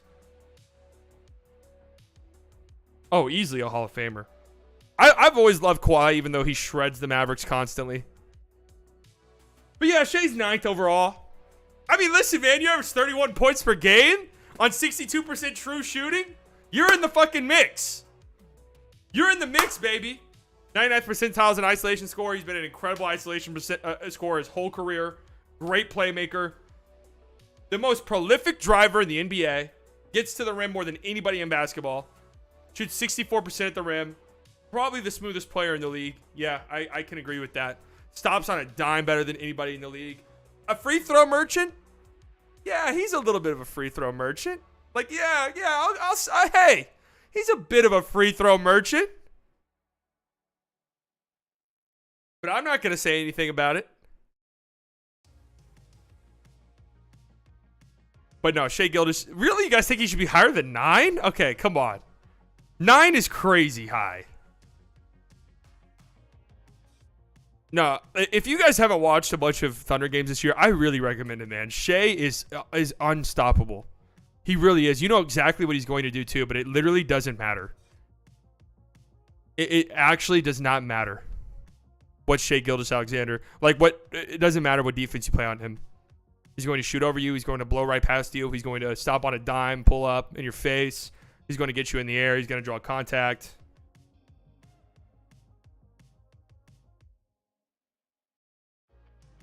If he keeps the Lakers out of the play, he's top 5. All right, I like that one. And also, I'm so, obviously, he's been in the playoffs before as a second-year guy in OKC and was pretty bad in the bubble. But this current iteration of Shai Gilgeous-Alexander, to me, we haven't seen it, but it feels like a playoff performer. Incredible isolation player, incredible in half-court sets. I see no reason why. And by the way, it's not like he's an absolute free throw merchant. Like, he can score without the free throws.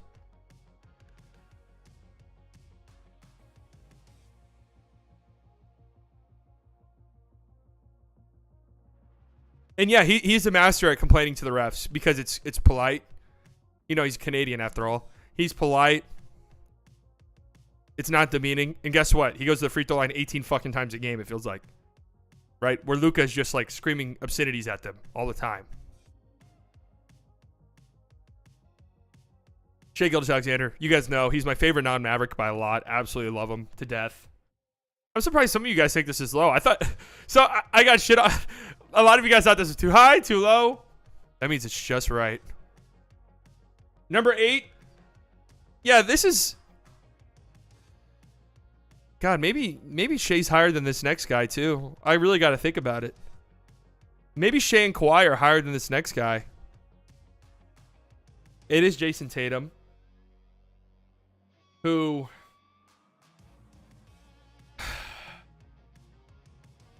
What a weird player. What a weird player Tatum is, huh?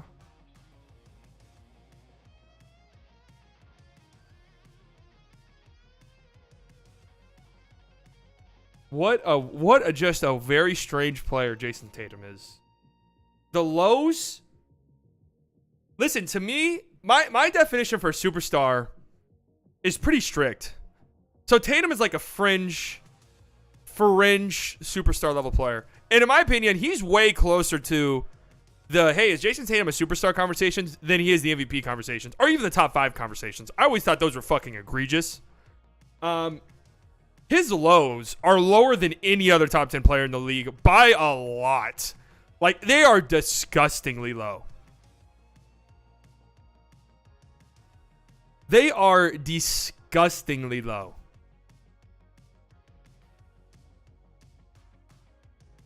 But his highs are pretty incredibly high. And if we're just looking at the full body of work over the course of a whole season, 30 points per game, nearly 9 boards per game, nearly 5 assists per game, 60% true shooting, right? The playmaking has improved.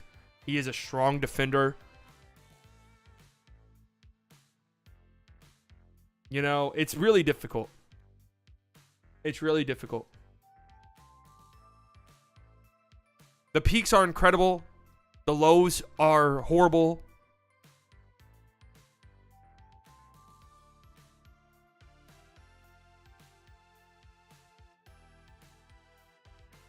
No, that's fair. He's still incredible, but not consistent like the big three of Giannis and beating Jokic. Yeah, that's exactly it. But, like, his highs, when he's on, they're better than Shai. Maybe not better than Kawhi, but hey, one thing, okay, this actually did factor into me having Tatum ahead of some other guys. He's played this season. You got to give him that. He's been on the court. I do respect that. He's played.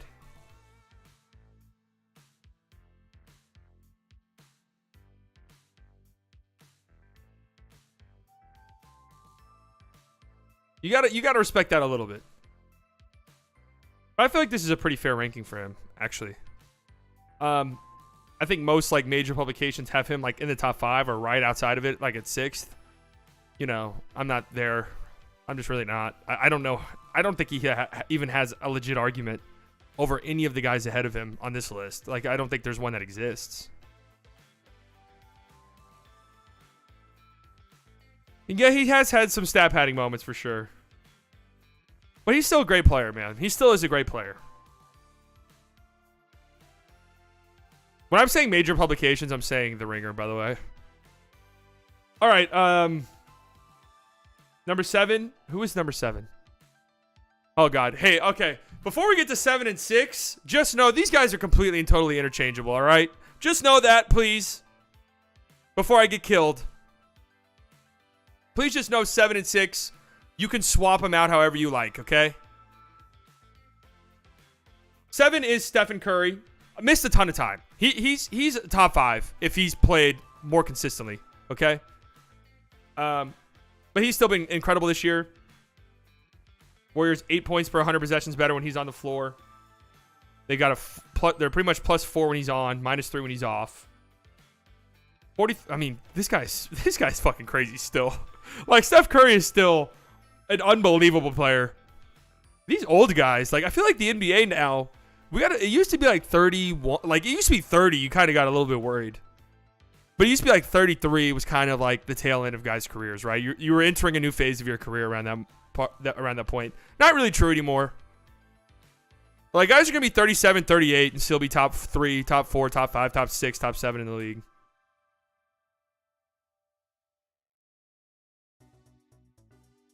Nearly 30 points a game. Almost 5 threes per game. Over 6 assists per game. I mean, guy's incredible. Are you saying Curry All-NBA first team? We'll see. You're forgetting someone. 1.14 points per possession in the pick and roll. That is the best in the NBA. Nearly 1.3 points per possession on spot ups. That's insane. I mean, the guy's still insane. Like, what is there to say about it? He's incredibly good. And again, him and the next guy, interchangeable. Okay?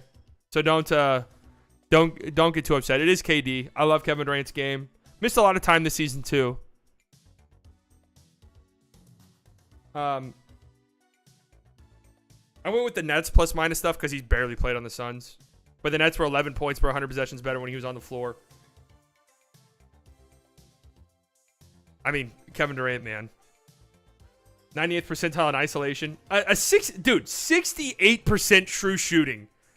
68% true shooting for a guy like Kevin Durant and his shot diet. Don't know if you'll ever see it again. Seriously. Don't know if you'll see a score of this magnitude again. With his size, his shooting. It's all incredible.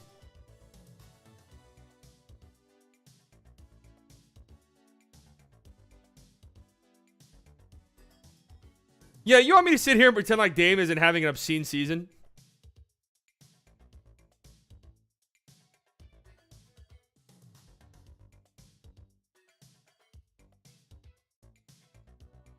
Are you guys watching?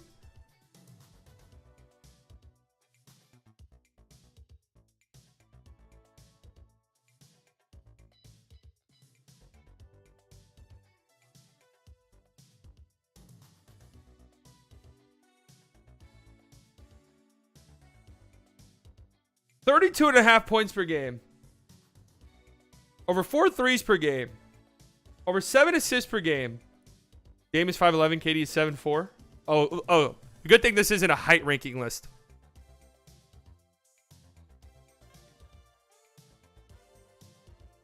%64 true shooting for Damian Lillard with his shot diet. Same thing I said with Kevin Durant. It's fucking nuts. This is the best season of his career. He's a first ballot Hall of Famer, a top 75 player of all time, according to the NBA. And he's having the best season of his career on a trash can Portland team, and it's not his fault, okay? It really isn't. The Blazers are 8.2 points per 100 possessions better when he's on the floor.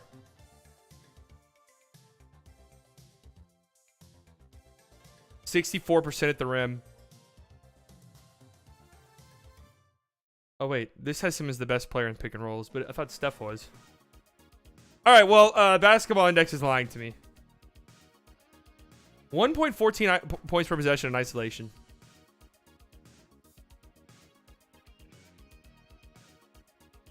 I'm sorry. So dumb. Empty stats. Dude, come on. Seriously? I am a non-believer in empty stats, by the way. I don't think those exist.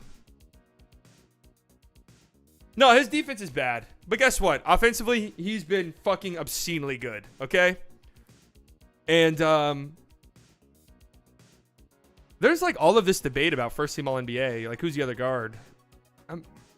Is it not Dame? I mean, I've heard people say Fox should be first team. You know, Shea I get an argument for, legitimately. Especially if the Thunder make the playoffs. But Dame... Why would Dame not be the choice?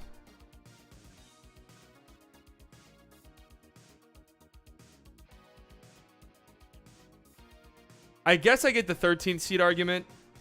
I guess I get that. But okay. My thing is it's not like the other it's not like the other guard options are great. Cuz if you're going that route, cuz Luka's locked in, he's just been the best guard. Like you can't not have him. If you're going that route, then it has to be Fox. But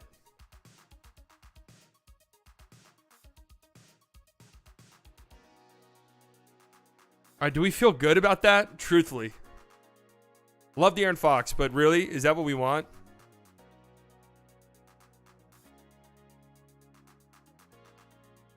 All right, so my top 4 is coming up. I want some predictions on how it's going to pan out. Sorry, guys. Please don't do what you're about to do. I want some projections on how it's about to play out.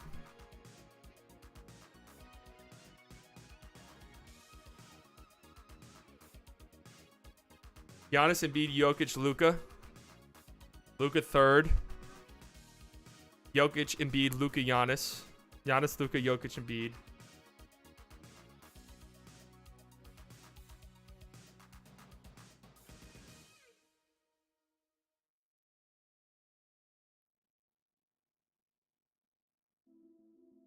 Luka 4, Embiid 3, Giannis 2, Jokic 1. Jokic 1, Jokic 2. Or Giannis 1, Jokic 2, Luka 3, Embiid 4. It's Giannis, Embiid, Jokic, Luka. So I think we're getting a big tier change here, by the way. Like, I think we're now in the top upper echelon tier. And you might be able to even break the next tier up even further.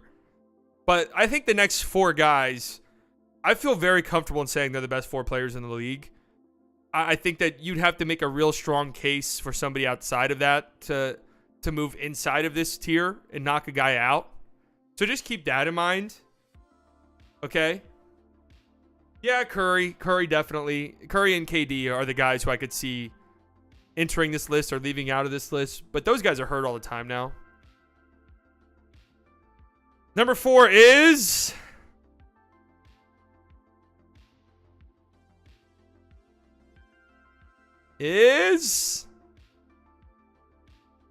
Halliburton is a better overall player by far than Dame. Okay, come on, guys. Relax.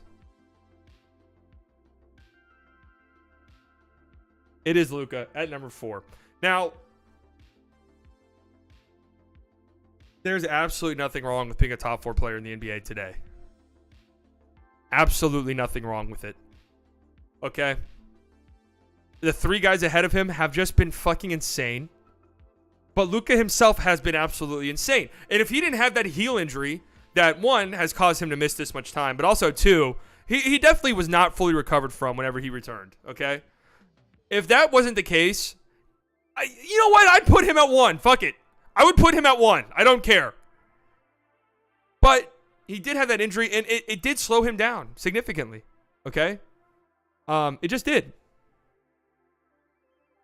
It just did. But he's still absolutely insane. 33 points per game, second in the league. 8.5 rebounds per game, 8 assists per game. That's an absurd stat line. 100th percentile as a playmaker, 100th percentile as a finisher, 98th percentile shooting. Mavs offense, 7.5 points per 100 possessions better when he's on the floor. 1.5 steals per 75. How about that?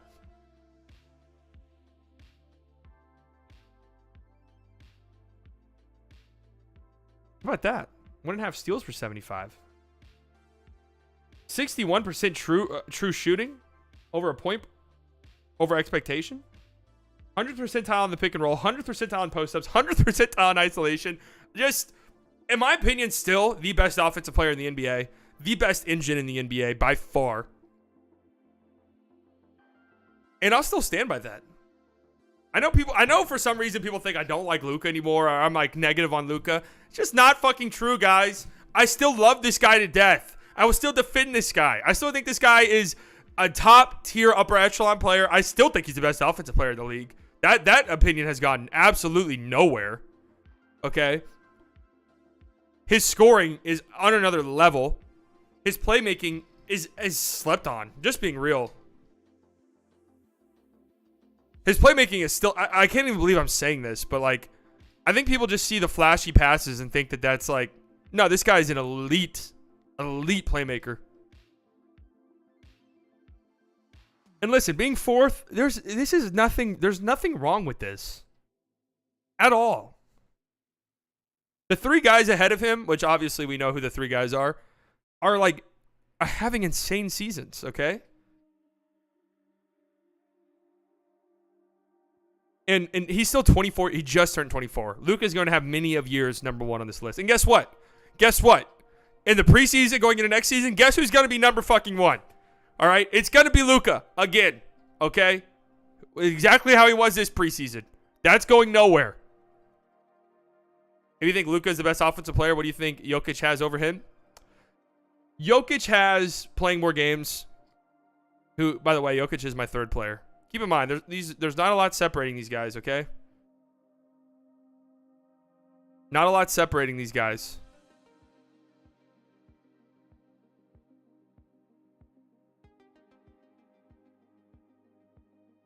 Why is this shocking?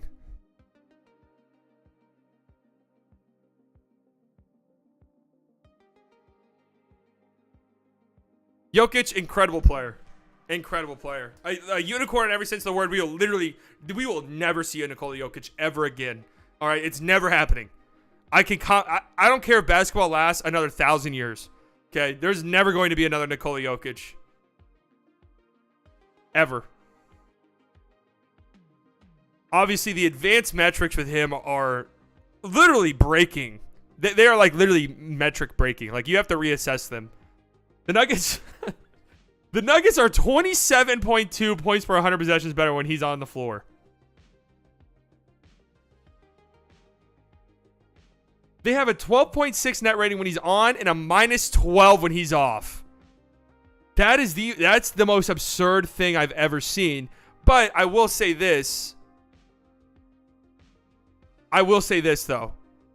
I've been saying this. That stuff's a little bit fucky for the Nuggets.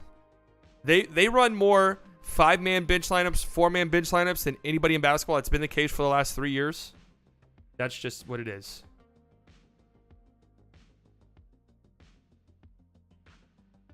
So we argue for players to be ranked higher on this list based on plus-minus games played and advanced stats. I mean, I use those whenever there's not a lot separating guys. Listen, I'm gonna be honest. I feel very confident in the two guys ahead of Jokic being ahead of Jokic this season.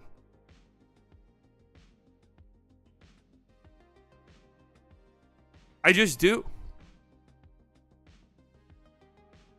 In your mind, what does Jokic have over Luka? Okay, I'm trying to figure out the best way to describe this. So I do think talent-wise, Luka's the best offensive player in the league. He can just do everything, right? But I will say this, and I personally don't think this is that big of a drawback, but Jokic, in his career so far, this isn't to say Luka cannot do this, but in Jokic's career so far, he's proven to be a better, should I say system player offensively, where the ball moves around a little bit more. He does more stuff off ball. I think just having the playmaking stuff as a center is an interesting, it's just a very interesting dynamic for your team. And also, on top of that, his defense is a bit of a weakness, but it's not horrific. It isn't. Okay, look. Defensive LeBron, he's 97th percentile. Now, that's fucking absurd. The defensive metric stuffs with him are terrible, right? He's nowhere near that good of a defender. He's just, like, about average. He's about average as a defender for a center, which, when you combine that with his offense, is incredible. But obviously, since he does play the center position, that's going to be an interesting thing in playoffs. You guys are acting like I had Luka at like 56 and Jokic at 3. Okay, like there's not a lot separating these guys, man. There's just really not. Okay, Jokic has been incredible.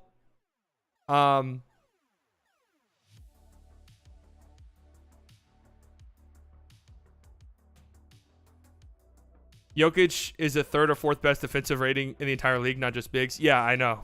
I mean, look at all of this stuff. How good he is. It's incredible.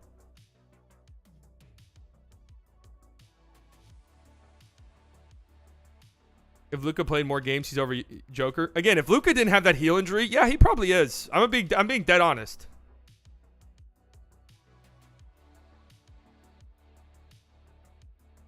I'm telling you, man, people don't watch the games. People don't actually sit down and watch the games like that. No, I think people do. People just like being fans, and that's fine. See, like, I don't think there's nothing that's been said in here has been terrible. You know, like, like if I take this on Twitter, I'd be called like a fat fuck that needs to kill myself. Like that's like what Twitter's been like lately, right?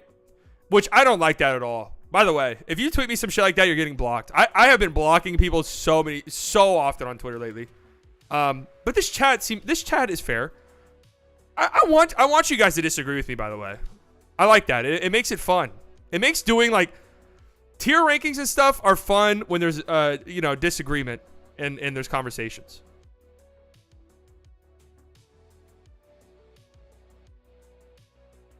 This list is for who's better this year, right? Not overall. Yes, just this year. Like the SJ Troll T, people take it overboard. Yes, exactly that. Like, that was a clear and obvious troll tweet. Talking about disagreement. B, great guy. Never met him. All right. You want me to be on? Okay, so this is we're just getting into the weeds here. So I think that there's the top 4 are in a separate tier. I do. But I think you can break that tier into a sub-tiers where I got to be real. I think the 1 and 2 guys are in a tier, then Jokic is in a tier, and then Luka's in a tier. This is just where I'm at. Personally. From watching the games. And there's some recency bias. Like, naturally, I wanted this list to be an all-encompassing full season list, but naturally just making it in the past week or so. Like, yeah, recent performances are going to influence things. Embiid is number 2. And guys, Embiid's really that guy. Like he just is. There's no like, what's the word I'm looking for? There's no like sympathy votes for MVP or anything like that with him. Although I do think it's like a funny, here you go, damn, MVP. If he were to get it. Because I feel like if Embiid gets an MVP this year, he's not getting another one. Like, they're going to be like, all right, thank God. We gave Embiid his MVP. Let's move the fuck on. All right? Let's move on.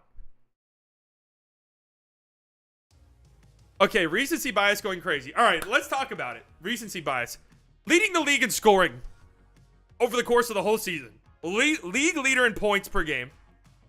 33.5. Over 10 boards per game. Over 4 assists per game. Over a steal per game. And over a block and a half per game. On 65% true shooting. I know Luka's 0-point game really screwed him over, honestly, but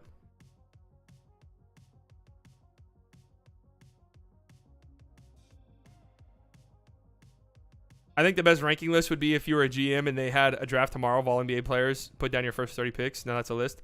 That's an interesting one. Because in that list, you're factoring in like age, contracts, stuff like that. That's an interesting one. Yeah, Luka was leading the league for most, leading the league in scoring for more than that, but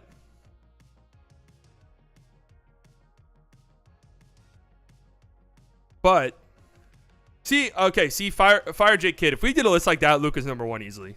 Actually, him and Giannis would be duking it out, but Embiid's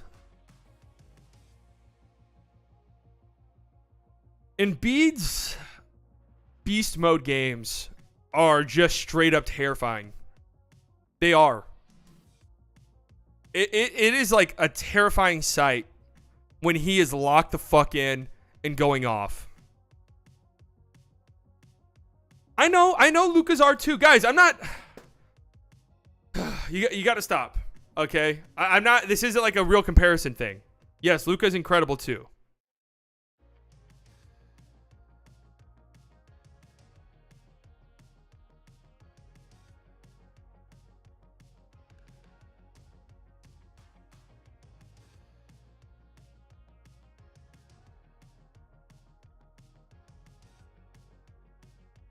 Does Embiid have the greatest peaks in the NBA currently?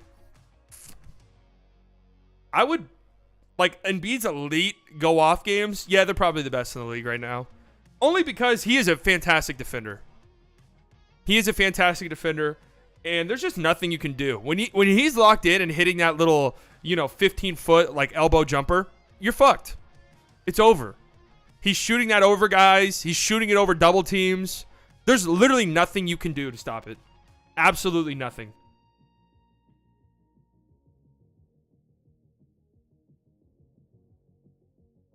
And he is a great defender. 44% of rim shots while he's on the floor are contested, 95th percentile. Nearly 2 blocks per 75 possessions, 91st percentile. 91st percentile in rim points saved.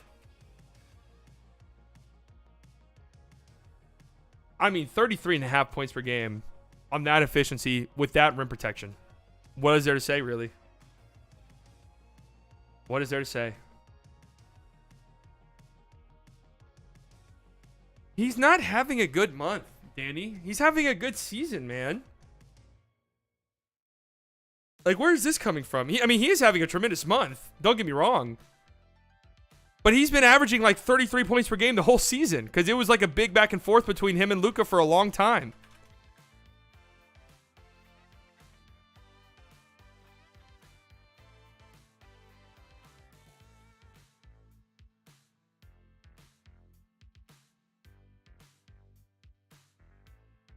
You did the same thing last year and you have him 6? Well, to be fair, last year was after the playoffs. So, playoffs are going to come around again, and he's going to have to play better in the playoffs, or else he will fall again.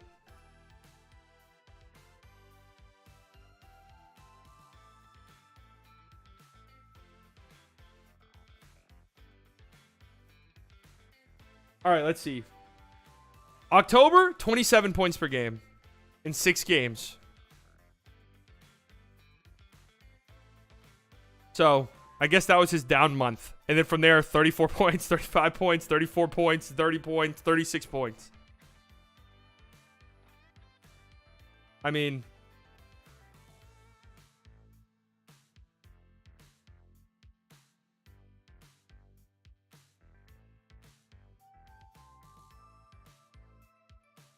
yeah, he is the all-time leading scorer in points per minute, too, which is crazy. He fails in the playoffs because he doesn't get the calls as much. Well, he fails in the playoffs because he's hurt all the time. And I will say this about Embiid and Sixers fans. When they're like, oh, all of his playoff injuries, like, they don't count. He's not injury prone in the playoffs. It's just freak injuries every single time. Well, guess what? Then? Huh? If it's a freak injury every time, well, guess what? He's injury prone. Well, no, it doesn't count because it's freak injuries every time. Well, guess what? He's prone to freak injuries every time. So hopefully this season,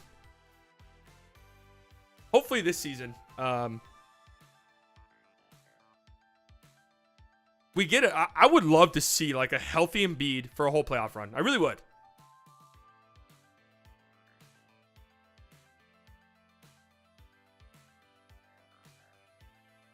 Two broken faces via headbutts. That's definitely freak injuries, though. I do agree. They are freak injuries, but it is weird that it happens every single time.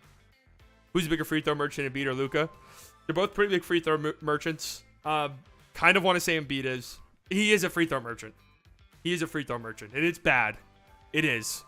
But there's way more to his game than that, for sure. And Giannis is number one.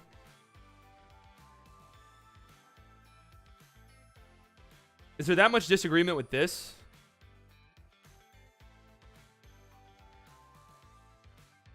Still arguably the best defensive player in the league. Opponent shoots 17% worse at the rim.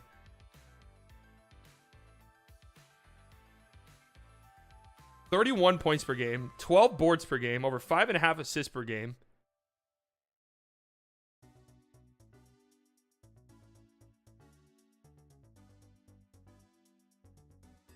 I feel like this is just an eye test thing, because a lot of advanced metrics don't back this up this year, but just watching the Bucks play,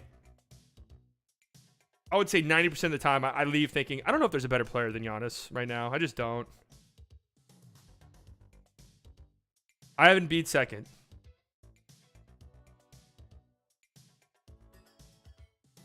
But please keep in mind, guys, these four, they're all close, okay? Please.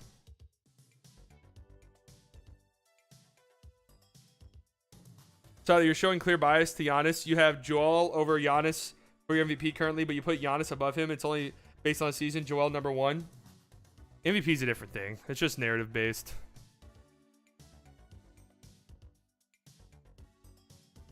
And Giannis has missed a fuck ton of time.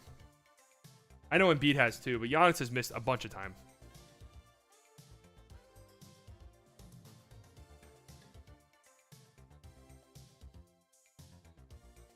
Danny really does hate Embiid.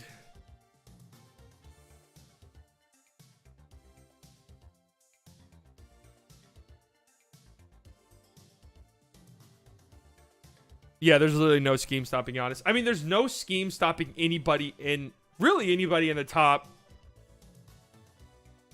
7. You can stop Tatum, sure, but anybody inside the top 7, like, your only defense is to pray.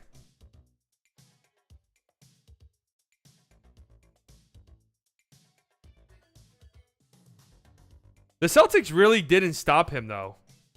Let's keep in mind that Celtics team had to go to Game 7 against a Bucks team without their third best player, I guess.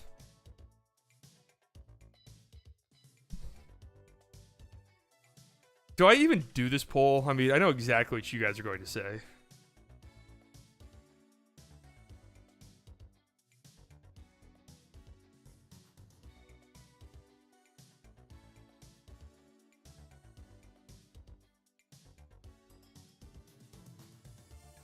How to stop Tatum, remove Brown. Wiggins did a decent job on Luka last year, but Luka still got his.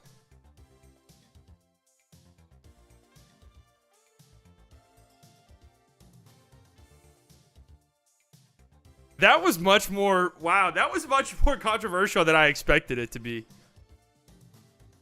A lot of people expected me to have Luka lower. I know that for a fact.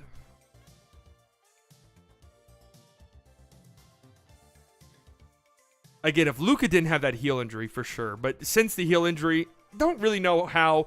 And keep in mind, yes, this is slightly biased, but I'm revisiting this at the playoffs, and I want to have an accurate representation of how I actually felt at the time whenever I revisit this list and we change it in the playoffs after the postseason, okay? Yeah, the Embiid hate is absolutely crazy. My top 4. Luka number 1, Giannis 2, Embiid 3, Jokic 4. And that's fine.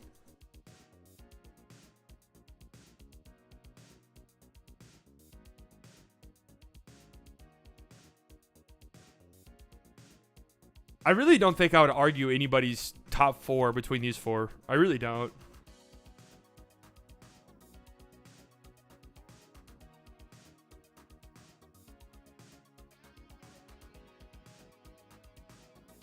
And keep in mind, Luka's 24.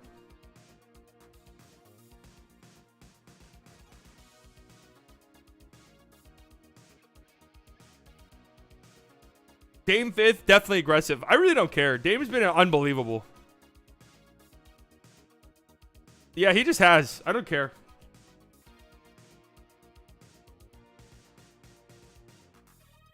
KD, if he played more, would definitely probably be 5th. Steph would have an argument too. Tatum 8. Shea 9th. And climbing too. Who knows? By the playoffs, this could be a sneaky top 5 guy. Right. Kawhi 10th. Come playoffs, we know he's a top 1 guy. Jimmy, we know he's a top 5 guy in the playoffs. LeBron, would love to. You know, it's funny to watch the Lakers sort of collapse and their fans freak out, but it would be great to see LeBron back in the mix.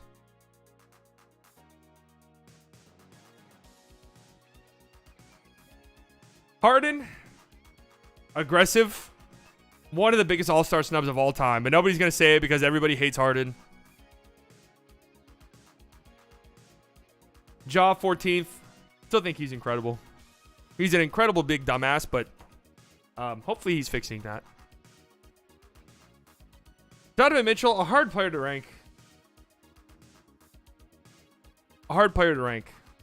Admittedly. Kyrie at 16th, that's right. Book at 17th. Just missed a big chunk of time. Would probably be higher. AD 18th. Missed a big chunk of time. But a force when he played. But also a little hit or miss at times. JB at 19th. Great Robin. Great number 2. Actually a great 1B. More than a 2. A great 1B. Drew at 20. Love him. One of my favorite players in the league. How can you not love Drew Holiday? Seriously. How can you not love Drew Holiday? I'm going to grind out a 3-part video on your list and put it on TikTok. Oh, brother. Market at 21. Maybe a bit high, admittedly. But if we're just basing it off this season alone, the shooting stuff's obscene. PG 13, 22. Still think he's great. Julius Randle, 23. Unstoppable freight train when he's going. Would you rather have your player score 15 or not play at all? I'd definitely rather score 15. Yeah, Nate. I said that too, and I was talking about Tandem. He's played pretty much every game. You have to give him some props for that. You absolutely have to give him some props. I'll take here, every player I have ranked between 10 and 15 is better than Jason Tatum based on consistency and versatility and their ability to stand without an exceptional number 2.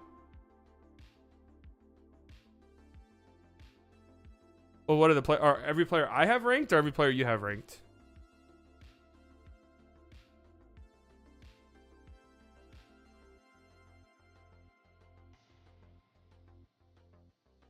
Halliburton at 24. Tremendous season. I don't get the Tyrese Halliburton's overrated stuff. I don't see it personally. Like every time I see a clip of somebody saying like Halliburton's playmaking is overrated, it's him like making the most like regular assist you'll ever see that happens in every fucking game of all time.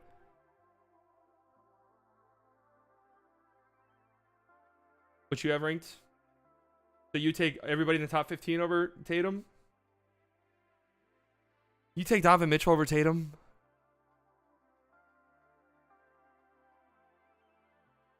Ja over Tatum? Harden over Tatum? No. Braun over Tatum? Jimmy over Tatum in a playoff game?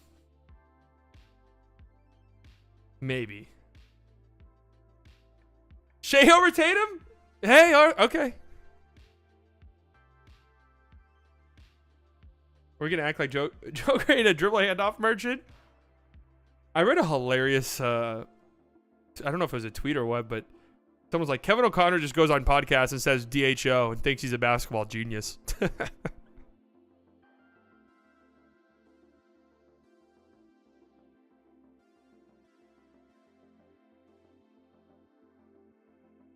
DHO does sound next level whenever you say it.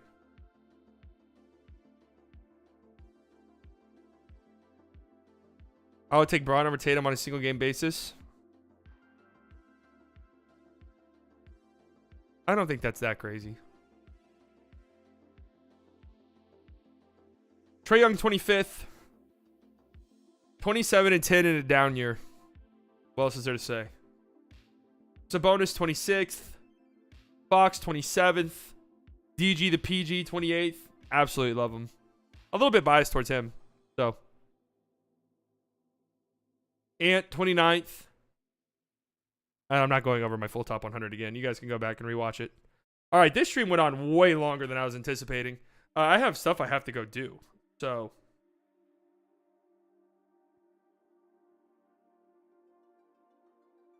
I got stuff I need to go do.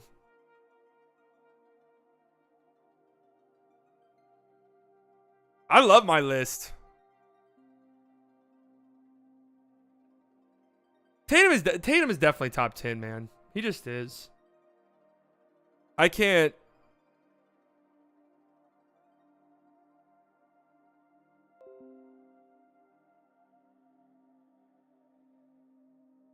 I can't hear any other arguments. I'll shit on Tatum from time to time, but he's definitely top 10, man. I'm taking an injury-prone Zion over Halliburton. Okay, well, to be fair, Zion was 31, and I think he's played the fewest games out of anybody I have anywhere on this list at 29 games. And I agree. A healthy Zion is a top 10 player through and through when he's on the court.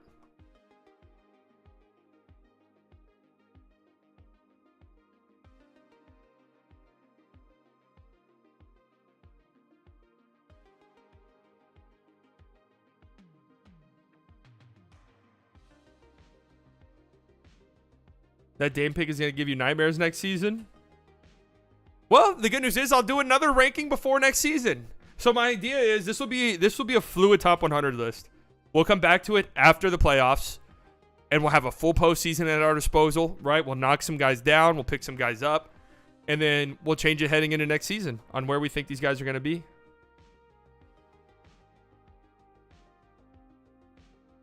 We'll take the biggest jump next year. That's more of a preseason thing. I don't know. That's hard to say. I need a full summer. I need to see pictures of them lifting weights. I need that kind of stuff. I need best shape of my life type of shit. Because on this list, Markkanen took the biggest leap up. I had Brook Lopez 43rd.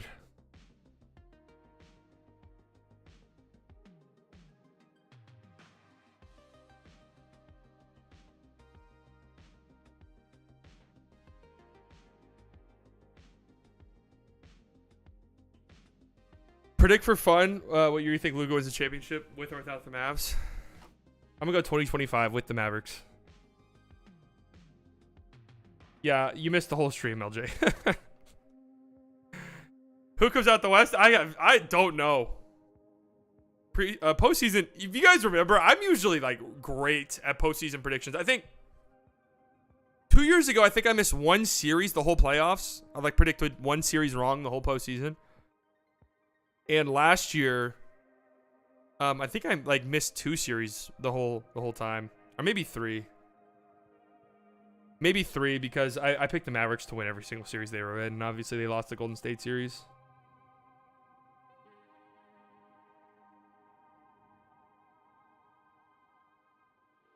No, I said that when talking about Tatum. His bad games are really fucking terrible. I know that.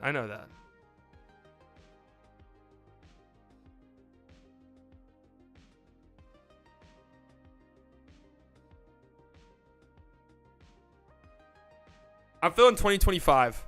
I got a feeling Luka retires this offseason. Holy shit. Anyways, let's not even put that energy into the air. Yeah, my feeling is the Mavericks make a decent move at center this offseason. They're good next season. Like, they're great. And then the year after is the year where they push it over the hump. That's what I hope. I did pick the Raptors over the Sixers last year. I did. I think that's the only first round series I got wrong, though. Hold on. I kind of want to go back and... No, I'd have to look at every single video series I did. I have to go back and look at every single video series I did. But the one I'll give myself a pat on the back for in that first round last year. I picked the Celtics over the Nets in 5 games, and I said I didn't think it would be that competitive. And I'll give myself a pat on the back for that. It was a sweep, but people were legitimately picking the Nets. People were saying it was going to be a 7-game series. I was like, I don't see it at all. I think the Celtics are going to shit on them. And they did. I have a hard time imagining anybody but the Bucks in the East right now. The Celtics, I'm sorry. I can't see the Celtics personally right now, the way that they've been playing. The Sixers, though, I don't know if I can fully count them out. Honest to God. All right, anyways, I'll be live tomorrow night.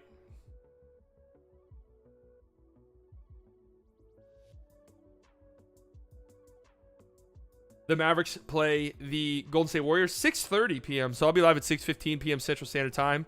I love it. I love those early start times. Let's go. So I will be live then.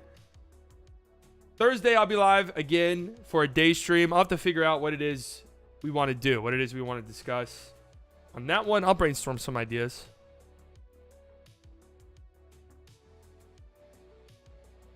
Anyways, hope you guys enjoyed the stream. I'm going to try and at some point go back and put chapters in this. So if you guys want to rewatch, it's a little bit easier to navigate through. Because we spent like the first 40 minutes talking about, I don't even know what. Me ranting about Jason Kidd, I think.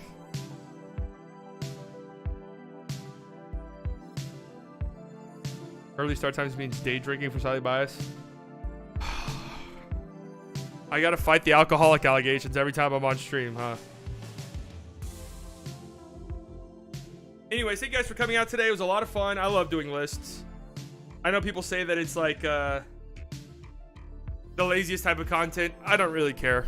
They're fun. I enjoy them. I enjoy looking at other people's lists. If you guys missed any part of it, feel free to go back and watch.